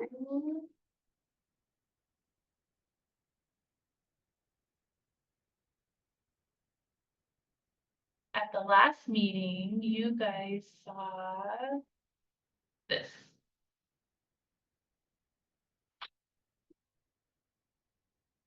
And remember, Cam quickly ran through all these tabs. And we have these dollar amounts, and then we have all these schedules. And we get over here to schedule 7. And there's these numbers, right? And so I was asking, like, where are these numbers coming, and how do I know that these numbers are true for us? So that led to the development of this template, which takes that group, that clump, and starts breaking it down into all of these individual line items. See all those line items? But my little brain still can't comprehend all those line items. And so this is how this became about. Because what we need to be able to do is tell Cam that this is the dollar amount that we want to go in the appropriate line that feeds in ultimately to this number. So that when they submit this budget, I, and therefore you, know that that number means something, and we know what that number means. So this is super simple because this is how my brain works, but it captures the big expenses that the school will have over the next 12 months. And so, what we need to do is just double check we're not forgetting anything big and major. I did realize on the version you're looking at, did not have trash, so I've added trash into the monthlies, because we obviously have to dispose of our trash. So that added a couple $1,000s a year. So what will happen is I will, after tonight, I'll make whatever suggestions we come up with. And then this will go back to CAM. They will look at that far right-hand column and assign this into this specific place. And now we'll all be aligned and we'll understand our budgets better. The budget that they're doing doesn't include the first half of this year, So this budget starts June 1, yeah, will be the budget or number July 1, yeah, that they're gonna add in. yes, Okay. yes. Yeah. Yeah, Which July is 1. different than the numbers that are here. Because those are incorporated. Yeah. So they'll be a little different. Yeah, they'll be a That's what I little was bit trying to- different. They'll be a little bit Yeah. lower, because it won't include. Yeah, so they'll first start 6 months of the at year. July. Okay. Is where CAM starts, because our year runs July 1 to June 30. Got it. I can put a bold line there, so, yeah, so here's what I was doing, right? I'm using the data from January and trying to use the data to inform Yes. the next 9 months. Or 12 months or whatever. So, these are obviously estimates. The two big expenses again are going to be the furniture and the purchase of curricular materials, which is why we need that additional fundraising to be occurring so that we can pay for those upfront. Once we get state funding starting in August, typically August, September, October are very tight months because that's when all the spending is happening. And then you can see that the expenses decrease. And so that's when we make up for those big spending months where we're low. So down at the very bottom, of the column for July, Mm-hmm. so we show an estimated bank balance of negative $540. Mm-hmm. And then in August, a negative balance of 135,000. Mm-hmm. Okay, so how, and then it says raised 150,000. What does that mean? So that's the money, that's the $150,000, $100,000 that buffers us until the state payments begin coming. The money we're trying to raise The now. money we're trying to raise now. Still trying, we don't have yet, but we're trying. Right, so that we have the 113, 118-ish now, so we need to get that to about 150 if we run this plan as is. So we have raised 100. Well, we still have 113 in the donations account that can be transferred to operations, But that will be paid back. We made that. but that will be paid back, Yes. correct? But as far as our actually what we've raised right now, Joe, is 50,000 and change. I think about 60,000 bucks. That's what's coming right now. So but this is based on the assumption of 113 students at $10,000 or something per student. So let's say we only have 100. So now you're missing another 130,000. Right, but so some of the expenses would go down as well, You would need $150,000 worth of furniture. right? Yeah, so we would adjust, so based on what happens in the next 4 weeks, we will adjust our plan. Most of it, other budgets on personnel, so. Yeah. Yeah. That's what- That'll be a huge savings. And so back onto that, even running the numbers, keeping 4 part-time employees versus, 2 full-time, there's just such a huge cost savings. for us as we're standing up to have part-time employees. Because the taxes and the PERS just kill us. So the strategy with hiring the instructional aides, the support aides, and the front office is all part-time people to, like you're saying, to drive that payroll down. That is what's smart. But this assumes full-time, This assumes full-time teachers and everyone else is part-time. so if you Full-time me and you've already teachers. built in the part-time. They've already, that's the 66,000. We need some kids. Yeah, Yeah. we There's just a have lot to, more kids. we just have to get the kids in the door. I have my mission for Sunday mass. Like it. We can do it, I can come tomorrow to get some pamphlets in Spanish or, Yeah. Yeah, we can work on that tomorrow. so I can take it on Sunday. Perfect. And you said you will do the 8 o'clock. I'll do it. I do 10 in English and 12 in Spanish. Perfect. So yeah, so what we need on this is just,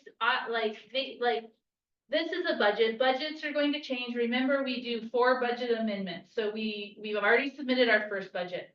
Depending on what our enrollment is, come June, we'll make decisions, we'll update the budget. Then we put in a budget amendment.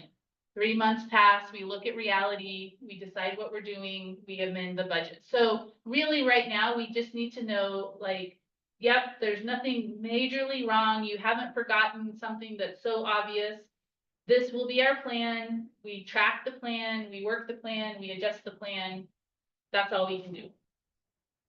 And like I said, I'm working on plan B and plan C if we have 60 kids, if we have 80 kids. Yeah. But we're gonna have 113 kids. But would there be any merit at all to having another community event? I mean, could we organize that fast enough to bring? I don't know, that's a you guys question. I don't know if we could do it. I don't have the bandwidth to support anything like that, so No, of course that's not. a you guys question, and if you think it would be worth putting more money in the bank. What we had talked about was, it might be worthwhile to have everybody on the board go to Rotary, Lions, hit up some of the civic groups. And just do a brief presentation, hand out a flyer, just try to get to those groups, either for students or for funding or for art. And get the ask out in groups that are already meeting. Would be a lot easier than trying to plan a Right. separate event. Is there anything else that would target specifically kids? Is there anything coming up? Like you say, it's already planned. See, that's the thing, is saying, that's $2,000, so. Yeah. So you feel like donor. I think Boys and Girls Club would be a really good place to go. And I don't know if we could like sponsor something there or something, or have a talk. But again, it doesn't help if you just get the kids, because you need the Yeah, we parents. just need the kids. Yeah, if Rusty has a parent thing, or could you get him to I can ask. put on a parent thing and sure. We go, talk to. I can certainly, or maybe, yeah, I can ask. And I still think send just the one page. Do you have this as a 8.5 by 11? Take a stack of those to Boys and Girls Club, and I think we should hit the preschools again. Okay. So many things come home that people may not have been ready. It might have been before the EIA Yeah. thing. I think we should hit the preschools again. What does the Boys and Girls Club do for EIA? So for example, kids get dropped off at the Boys and Girls Club before school. Do they transport them over to EIA? And does after school, does Boys and Girls Club transport them, or does EIA transport them to the Boys and Girls Club? EIA, the way I understood it, the school is responsible for the transportation, or the parents. But Rusty said that we could also possibly solve that. They have some options if we can't solve it on our own. For marketing, like, okay, so if you sign up here, but you're not off work till 8 o'clock at night or whatever your rotations are, your kids will be transported to Boys and Girls Club. But I didn't know, I didn't know how that worked, I didn't know who. Yeah, ultimately the school is responsible, but they, like I said, Rusty wants to be helpful. Yeah, Um, he seemed to think it was a solvable mhm. thing. They have a bus or a van or something. They direct us. Yeah, they have the system. You would just have to, it'd be, if I understood correctly, it would be like, we would contract with them to provide us that service. I did call Get My Ride Elko, because that's what EIA used to use from here, was the Get My Ride bus, would bring the kids back and forth. But their service has really increased, so they don't think they could service us not consistently. I did leave I have a message into Coach to find out what the contract with them would look like for a van service before and after school, but I haven't heard back from them. Those are kind of our two obvious solutions in this area without, we don't want to get into transportation right now. We don't have that, again, we don't have the bandwidth to be able to do that. So we would need to contract it somehow, but the parents could pay for that. The parents could cover that cost. One of the people that will be one of our instructional aides, I don't know, do you know Renee? Her name's Renee Denny. She, in her previous experience, she has started and ran several before and after school programs. So that's, she had some expertise with that too, which again, like Founders has in-house before and after school, and that's part of their funding stream. The parents pay for before and after school care at the school. It's called Centurions. And the parents pay per child for the number of hours, and they open at either 6 or 6:30, and they have them there until 6 o'clock at night. So that's another funding stream we could develop again as we get this started. Staffing nightmare, but a good idea. Yeah. Well, that's down the road, but. I mean, So anyway, so back to this, so the budget right now, so where we are, the budget is, if you see anything glaring, and you can let me know, we have until the 13th to let Cam know if we want any significant changes on the budget as it stands now. So Colleen and I looked at this together, Colleen is feeling like this is great, like we're good. But you guys just double check, and if you see anything obvious, get back with me in the next few days, and if not, then we will use this as our moving forward plan. My only question, and this is irrelevant to starting on July 1 with the budget, but why does the April number look so different here as compared to what we saw with the actual expenditures and bank statements? Like, you mean the 49.99? Well, like this is showing a total of 66,500 for April. But yet, what the money that actually walked out in April was 37,000 something. Yeah, and I think that's because on that sheet that I showed you that Colleen gave us, so there was the two columns, like one was cleared and one was projected. So I don't think all of this that I have has actually cleared out of the bank that she had. So it's a cash versus accrual I think so. discontinuity. I think so, yeah, Got it, okay. yeah. Um, That's because I was kind of looking at the same thing, and I think that's what was happening. got it.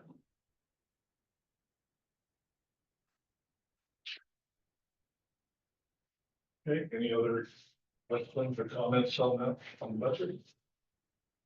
So on the 21st, next time we meet at 3 o'clock when we have that budget hearing, this is what, I just want to make sure everybody's on the same page, so we're not, no one's confused when they show up on the 21st.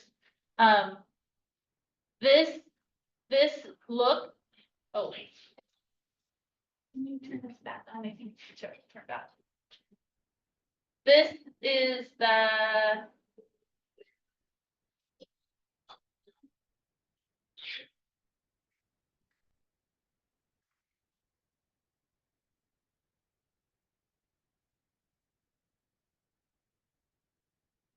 this is what you will be looking, this is what you guys will be approving. This, it's going to look something like this with all of these schedules. And Andrew will walk through again all of these schedules and you guys will just be saying, yep, that looks like our budget, and it'll be based off of this. And when will we get a copy of that? What did Mr. Fix email? Did he say, I think they said they would give us a copy by, let's see, he just sent an email.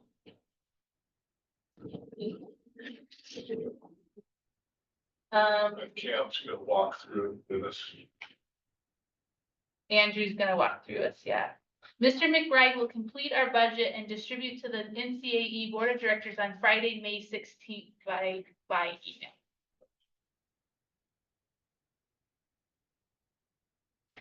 It is highly suggested that the NCAE Board of Directors review the budget before the meeting.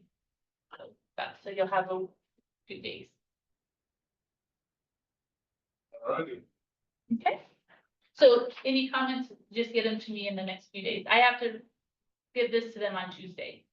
Can I just make two comments? The only things that I noticed, one is you have sort of these $500, about $1,500 per month for sort of general supplies. Is that sufficient? Does that include like toilet paper and soap and?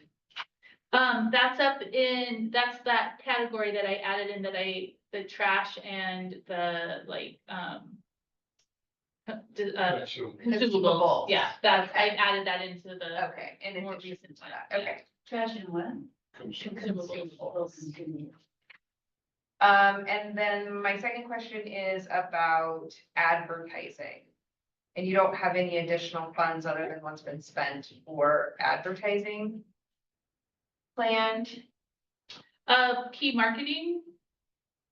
which will just be website, right? I'm just thinking, would there be any other push with like a newspaper ad or everything Elko or any additional advertising purchases? Okay, we could add that. If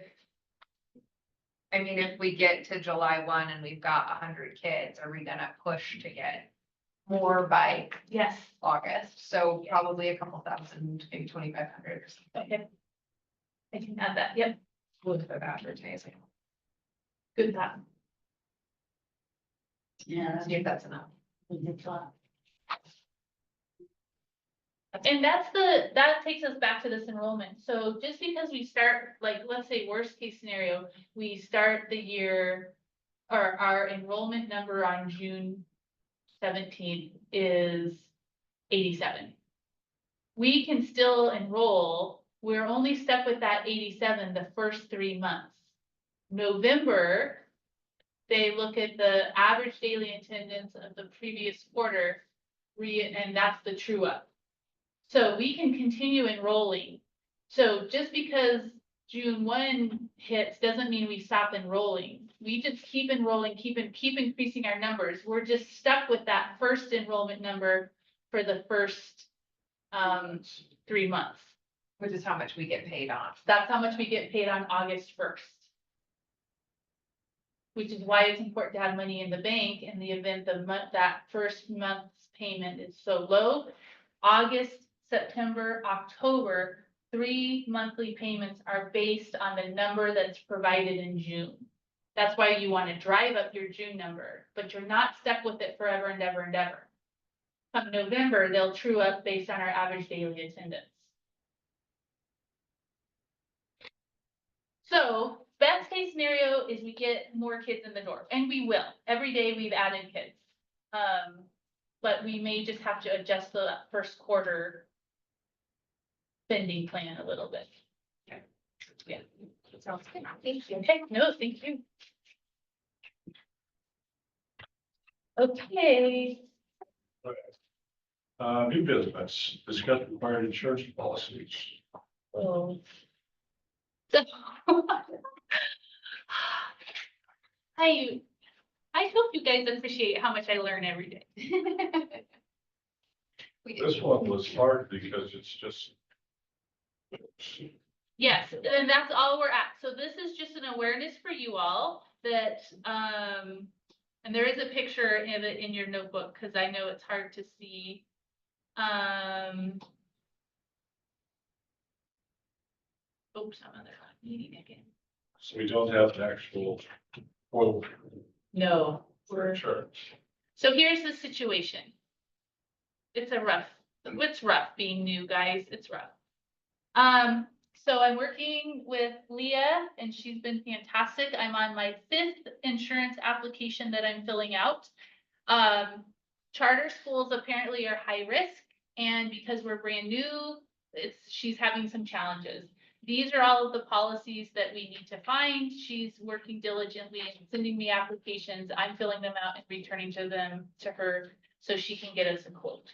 She's estimating insurance will cost us about $25,000 per year with all of these different policies, which cover you, its directors and officers, and it's harassment, it's all the things you can see here.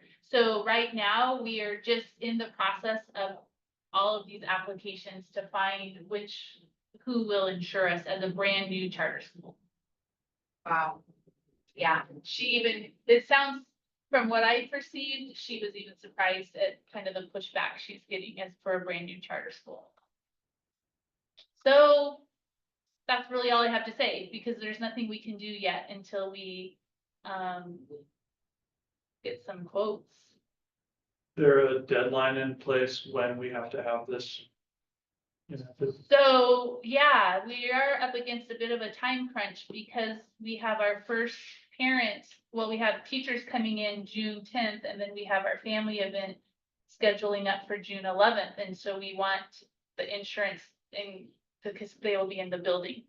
So some of these, not all of these do we have to have, but she's aware of the timeline, and that's why we're crunching to try to get that done as soon as possible. And she has some workarounds as well. If we don't, some of these, she has some ideas on how we can handle that appropriately. But the state requires, that's a June 15th deadline task, epicenter task. I'm pretty sure June 15th is that we can show insurance has been discussed. So we're doing good there. So is there a possibility we can't get insurance? I don't know. If she can't find people. I don't know, what's gonna be my next question to her, like, what happens if we don't? I mean, you have to have it. I don't know, maybe it just costs more. Again, I'm learning so much, like, I never even knew there were this many insurances you could have. So that's, Does Hillsdale have any resources or recommendations or we could ask, anything that might be worth yeah, just mentioning that this is a particular, seems to be a particular challenge? I can ask, Founders. yeah. I can ask, that's all we can do. What about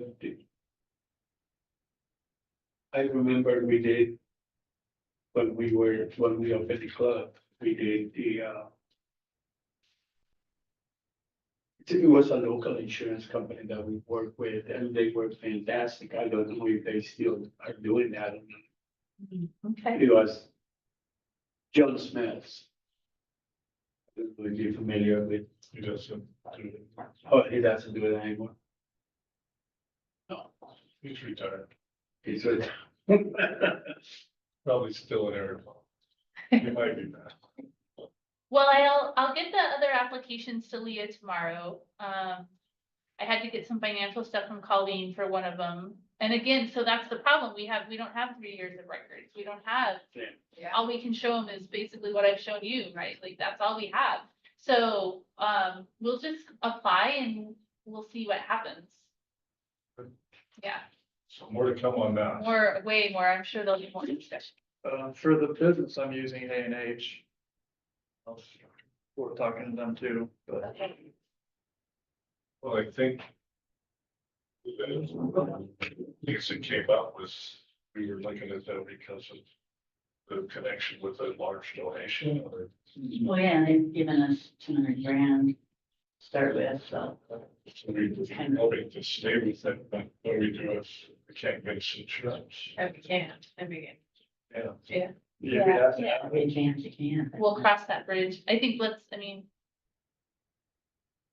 So when Brandon had his head trauma, I learned something very important from experts, and the neurosurgeon told me, when I'm like being a mother freaking out with my kid, he puts his hand on my shoulder, and he says, Brandon, you don't need to worry until I start worrying. And I was like, okay, thank you. Like, that helps me know, right? Like, you're not worried, I'm not worried. So I think this idea I really like started trying to embrace into life. So until Leah starts worrying, I'm not gonna worry, because she's the expert, and she hasn't, the only thing she's told me is, wow, this is more challenging than I thought it would be. But she hasn't told me to worry yet, so I'm not gonna. Sounds good. Unless there's a deadline and we have to be Yeah. sure. She does. But we don't know.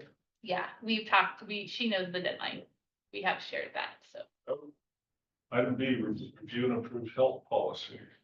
All right, this one, again, super stoked. We have our nurse and slash counselor coming on board, so she can help us with this. She's super excited. She's actually already seen it. She has ideas and thoughts and plans. She served for a short time as a school nurse in Elko counties, so she has some experience with school nursing.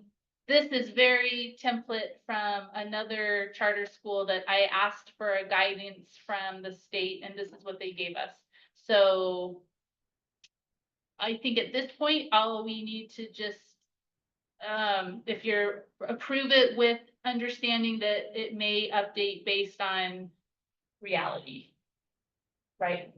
At this point, this is the best we know based on what should happen, but reality may adjust some of this. I did look at the question you asked about school nurse. Yeah. I read that the school nurse can assign some of those roles, but there's some specificity in there. Okay. But it doesn't have to only just be for certain screenings, and it has to do with, if it's considered normal versus abnormal. Okay. Yeah. So I did do some research, and I think the language in here is okay. I sent a few comments back to Brandolyn. One of them was a question, because one of these states that the assessments can be done by somebody else in the health office. And when we were going back and forth about what we needed for a nurse and whether we could have somebody who wasn't a nurse. And I had talked to a few people in the district and at EIAA, and one of the nurses had mentioned that only nurses can do assessments, were the words that she used. So I just wanted to make sure we were within compliance there. One thing there's a word in there that you're supposed to, what is it? It's the line, or what things do, It's a Oh, the vision, particular test. oh, and EIA has offered their equipment to us. Yes. So these, let's see, where was that? That's the vision screen.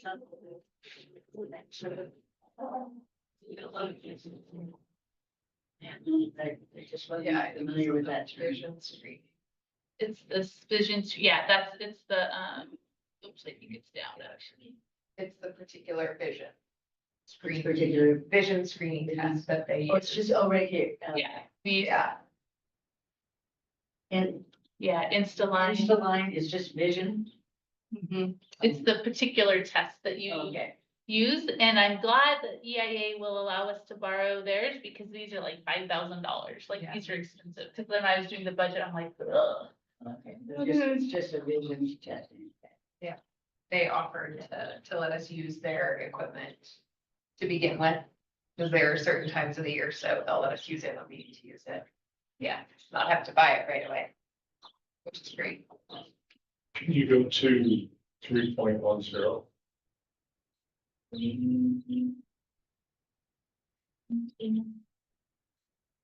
Here, I'm 10, 3.10, I guess. oh, 3.10, gotcha. 3.10. Here, Okay. So in an emergency situation involving a student whose parent guardian objects to medical care, including religious objections or do not resuscitate orders, the procedures in this section. Didn't understand that. So procedures. Right, I mean, they're saying they object to any of it. And they have a DNR, but we can't follow that, we have to follow our procedure. which is essentially call EMS. Because I don't know that we would, how I interpreted this, we don't necessarily know if they have DNRs or medical, but what we are going to do is we will call an EMS and we are going to follow this procedure. We have to have copies of that in file. Yeah, you have to have that for, Sure, we have that, any of those things, and we're saying we have it, but we're not following. According, I mean, that's what I read it, I'm surprised. I can't imagine why you would have a do not necessitate order in your kid. Yeah, that part, I was more concerned about whatever We have to. objection they have. Yeah. To, let's say so this is in an emergency situation, but let's say you have to give them some sort of medication.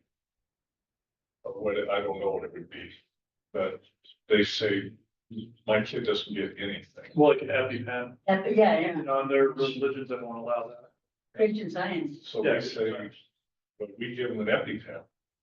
Because our procedures say we will. And it says, the procedures in this section must still be followed. But if somebody's,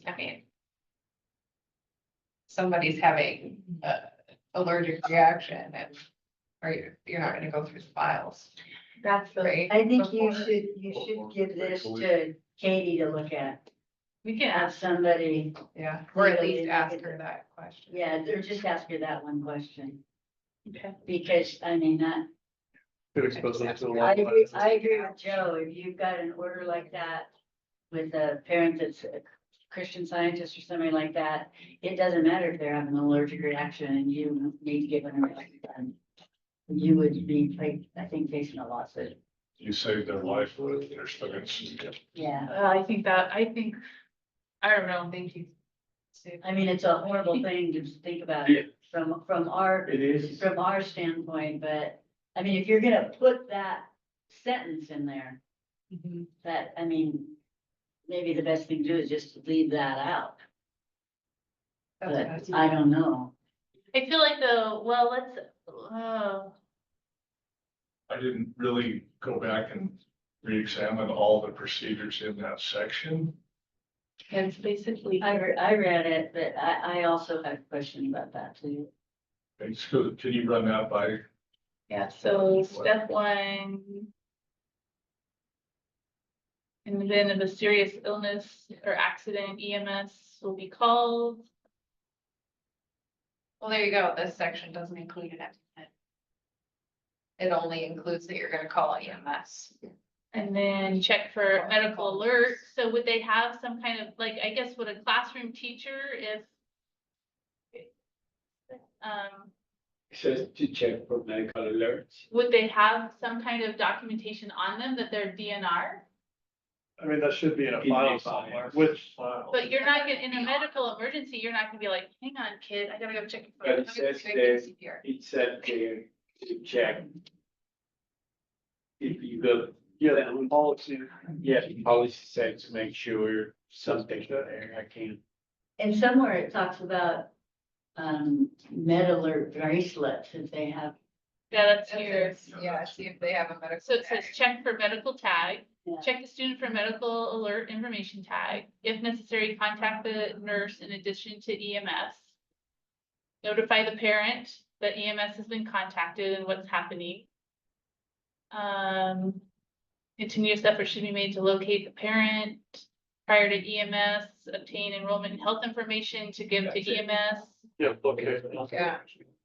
So- And if EMS, then whatever EMS happens. So somewhere in here, we have to go into their files to get that information. Yes, that's what it says. Yeah. But the nurse or the teacher, whoever is gonna be with the kid and then calling to the, administration to check their files, so. After you call EMS. After you call the EMS, Yeah. but before we've done anything to treat them. We haven't really done any treatment on it. Right. No, Right. not in Right. this. The nurse is typically gonna know Yeah, which you kid. won't have very many. So you have a scenario, a kid, something happens out on the playground, right? There's a aide out there. So, they contact the nurse. Right? The nurse says, we need an EMS, and they know the kid or whatever. They're trying to call, the steps are, now they're trying to call the parent. parents that shifted the mind. Nobody Yeah. told them, but they have a religious objection. We're calling EMS, it's their responsibility. Yeah. Right. It's not ours. Exactly. We say, here's the record. Right, that's how I read that. And I think that's how I read that too. Yeah, we're just saying, we're gonna get help on its way and then hand them off to EMS. We'll and find they- the record. Cause we're not gonna do life-saving. As long as our nurse doesn't. I mean, somebody potentially could be doing CPR or something, Possibly. but Unless you had a really big anaphylaxis, and then, I mean, yeah. then you're gonna have to administer the EpiPen and take your chances. Or, I mean, that's just something you fall off the monkey bars, but. And, you know, you don't have half hour and anaphylactic shot. You've got minutes. And that's probably the only situation where we'd have to make that. That is exactly. Because we're not giving blood, we're not setting bombs. You know, Yeah. I mean, we can't, you know, if somebody gets cut, you're gonna stop the bleeding.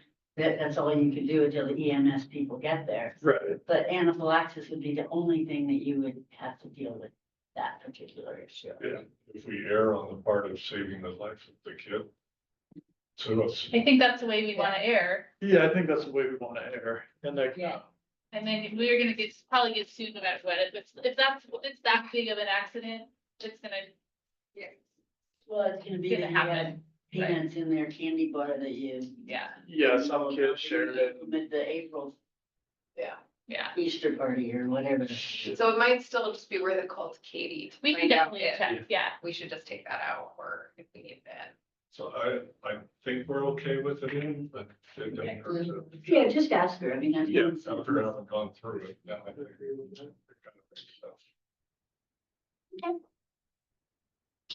Wonder if there's even just a way to rewrite it, like after the comma, instead of saying the procedures in the section, maybe say NCAE staff will still follow. You know, the steps above, or, you know, something to clarify a little bit, and you can think about that some more, ask Katie. okay. We're just in an emergency situation and following with that. Our school will make every effort to follow the wishes of the parent. Yeah.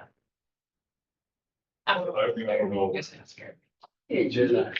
Yeah. I don't know, but going back through the steps, it makes sense that we're gonna follow those procedures. But when it gets to that point, it's gonna be an EMS person. Right. Yeah, because. They do. I mean, they're out there, they're at the park and some kid got stunned by a bee or whatever, it's not into shock.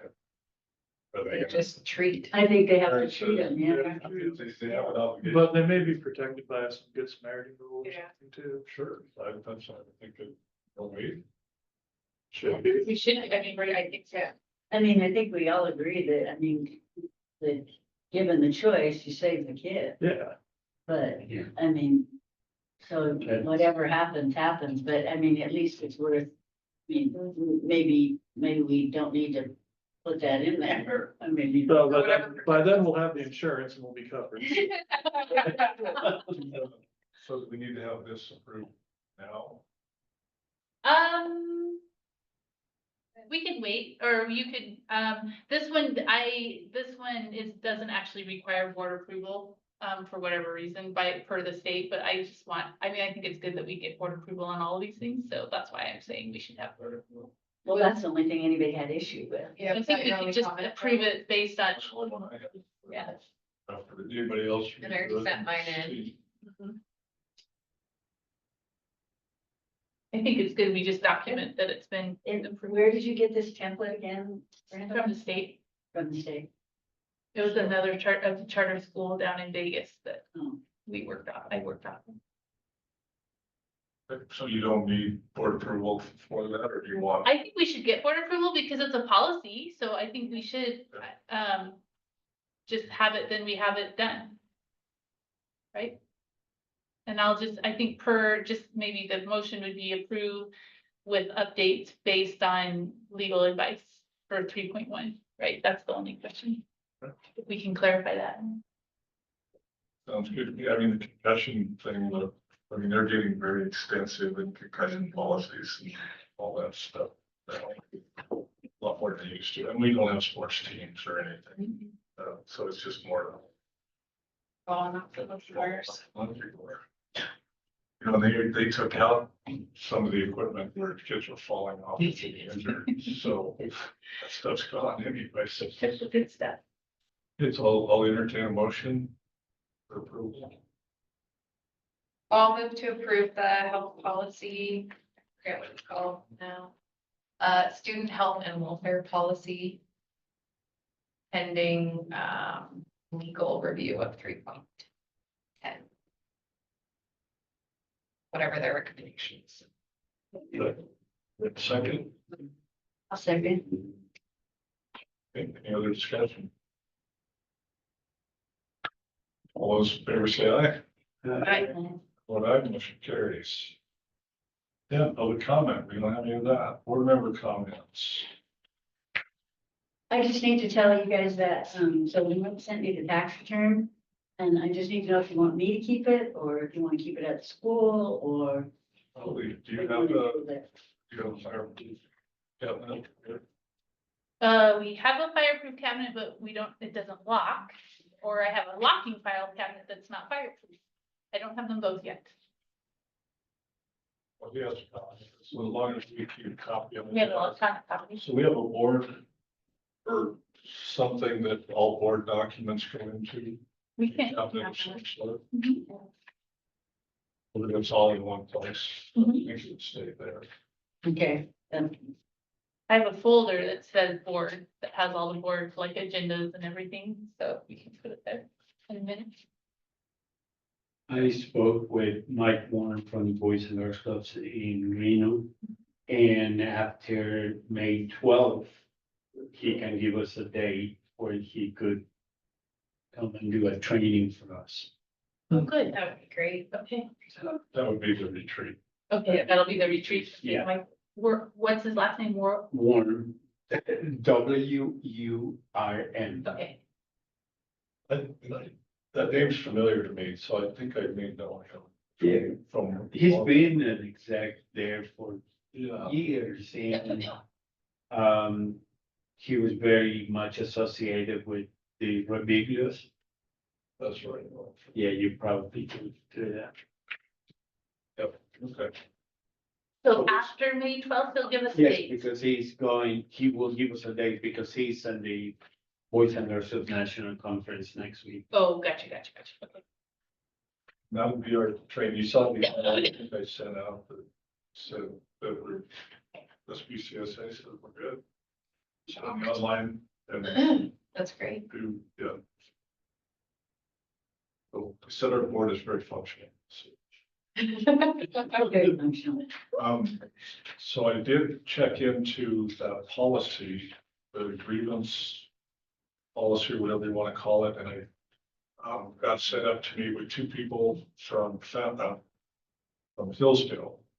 Can't remember their names now, but I met with them. Team Judge. Did you meet with you? One, Um, I had, yeah.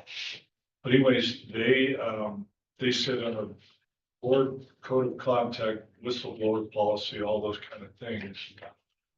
So most likely we have everything ready. So I went through all our policies, looked at it, and it looks like we're fine, right? So, but I want to make sure, because Hank brought this up, of what it covered, what kind of thing he's looking for. So to me, it was, if there's something that a board member does, right? That's not appropriate, that's brought. So what our stuff currently says is it's brought to the attention of either Brandlin or myself. Okay, well, if it is me, then it's up to the rest of the board to just contact the lawyer. And we don't really have that exactly stated anywhere that says, and that's what they said, you know, you're gonna, if you have something that's major, you contact the lawyer. Mhm. And that's all you really need to have. And I didn't see that, right? So I went into employee handbook, and under 516, employee complaints and grievances. 28 includes complaint from staff against a school leader. Board policies and procedures manual, section 3, whistleblower. That's where I put, we may need to add consultation of lawyer to this section or something like that. It would only like a single line. Would be all that we need. So that if it was whoever's in my position, the rest of you knew what to do. I mean, it would, they're not gonna complain to me, they're gonna complain to somebody else, and then it's up to the rest of the board to say. Call the Because we lawyer. could call the lawyer, or we do have procedures in there where you can vote, we can vote other members out. And that's already written in, that if 2/3 of people here say Joe's, doing whatever, and we want him off the board, you can hold a meeting, and that's already in all of our procedures. 2/3 vote, not a majority. Well, 2/3 of the other 6, not including me, is what it's written. So I thought it was, we're pretty well covered, other than maybe adding one line under section 3 whistleblower. So you might, contact the lawyer and see what language she wants in that section, Okay, and then bring that back to us. in the employee, this is in the employee. That's This is in the board policies and Oh, procedure. Okay, The employee complaint one is already set. They're either gonna come to you or they're gonna come to me. okay, so this is in the board policy guidance document. Yeah. And under our code of ethics, it doesn't have anything about procedure of any kind of whistleblower thing, of any kind of issues. It just says how we're supposed to act. It doesn't say what we do when there's inappropriate actions. And I don't know if that's the right place for it. I think it's under the board policies. I think it is. But the I code think of because that's ethics- why you have a code of ethics, so you don't end up in this place, right? And then they did tell me that these were really good. So I bought this one, and they're really brief. And this couple, there's 4, 5, or 6 books in this for board members. So I just started reading it, and it's pretty common sense. And it has a little guidelines. Okay, so if you're a board member, here's what they kind of write about it. So I'm gonna read this and I'll share them, and I may buy the other ones and share those with you guys too. It is just good things for board members. And it's about any kind of board, it's not. It's for park schools, it's for any boards that you may be on. I thought it was, so far, whatever, and I thought it was pretty good. This is the model that they recommended at the Hillsdale training, and they actually gave us a copy of this, which I had, and I gave to Kim. Kim was gonna read it. And then the thought was that we would pass it around the board so everybody would have a chance to Is it- read it. It's exactly this It's one. this one, Mhm. because that's the only one but when I bought it on Amazon, I see, okay, here's Yeah. 5 books from these guys. This is the one they handed out. And Let's go. The policy governance model. the role of the board member, So, pretty easy read there. When I was trying to work on this policy, I was reading this at the same time. Just having no time for this. Won't take long. So I'll pass out of that. Okay. I have, anybody else have? Right. So our next board meeting, That's not right, this one. I was gonna say, that's the one we're having. We're going back in time. Okay, so there'll be 2 board meetings in the same day. Anticipation of the budget one being short or fairly lengthy or. I think, because you guys will have seen it multiple times, I think it'll be short, so I said 3 PM for the budget. And then I said 4 PM for the regular board meeting, but we could make it 3:30. I don't know, what do you guys, it's up to what you guys think. Have it the exact time, or can we just say following? No, open meeting law in the public, do you have to, I mean, I feel like I have to tell them the time. Do we? I don't know. Well, you probably just, you could, I think Joe's right, you could just put budget meeting is a, or whatever, that's a closed session. I mean, that's how they do it at the county and commission. Follow. Yeah, the meeting to follow. Okay, I mean, I think we can try it. Oh, that one. We could have a 5 minute or 10 minute break this week. Yeah, I mean, unless public show up for the budget, which I don't know, it's in the newspaper, because it had to be legally put in the newspaper. So more people may know about it, but, if it's just you guys, I don't think it will take long at all. So the budget's at 3, is that what? Yeah, budget's at 3, budget hearing is at 3.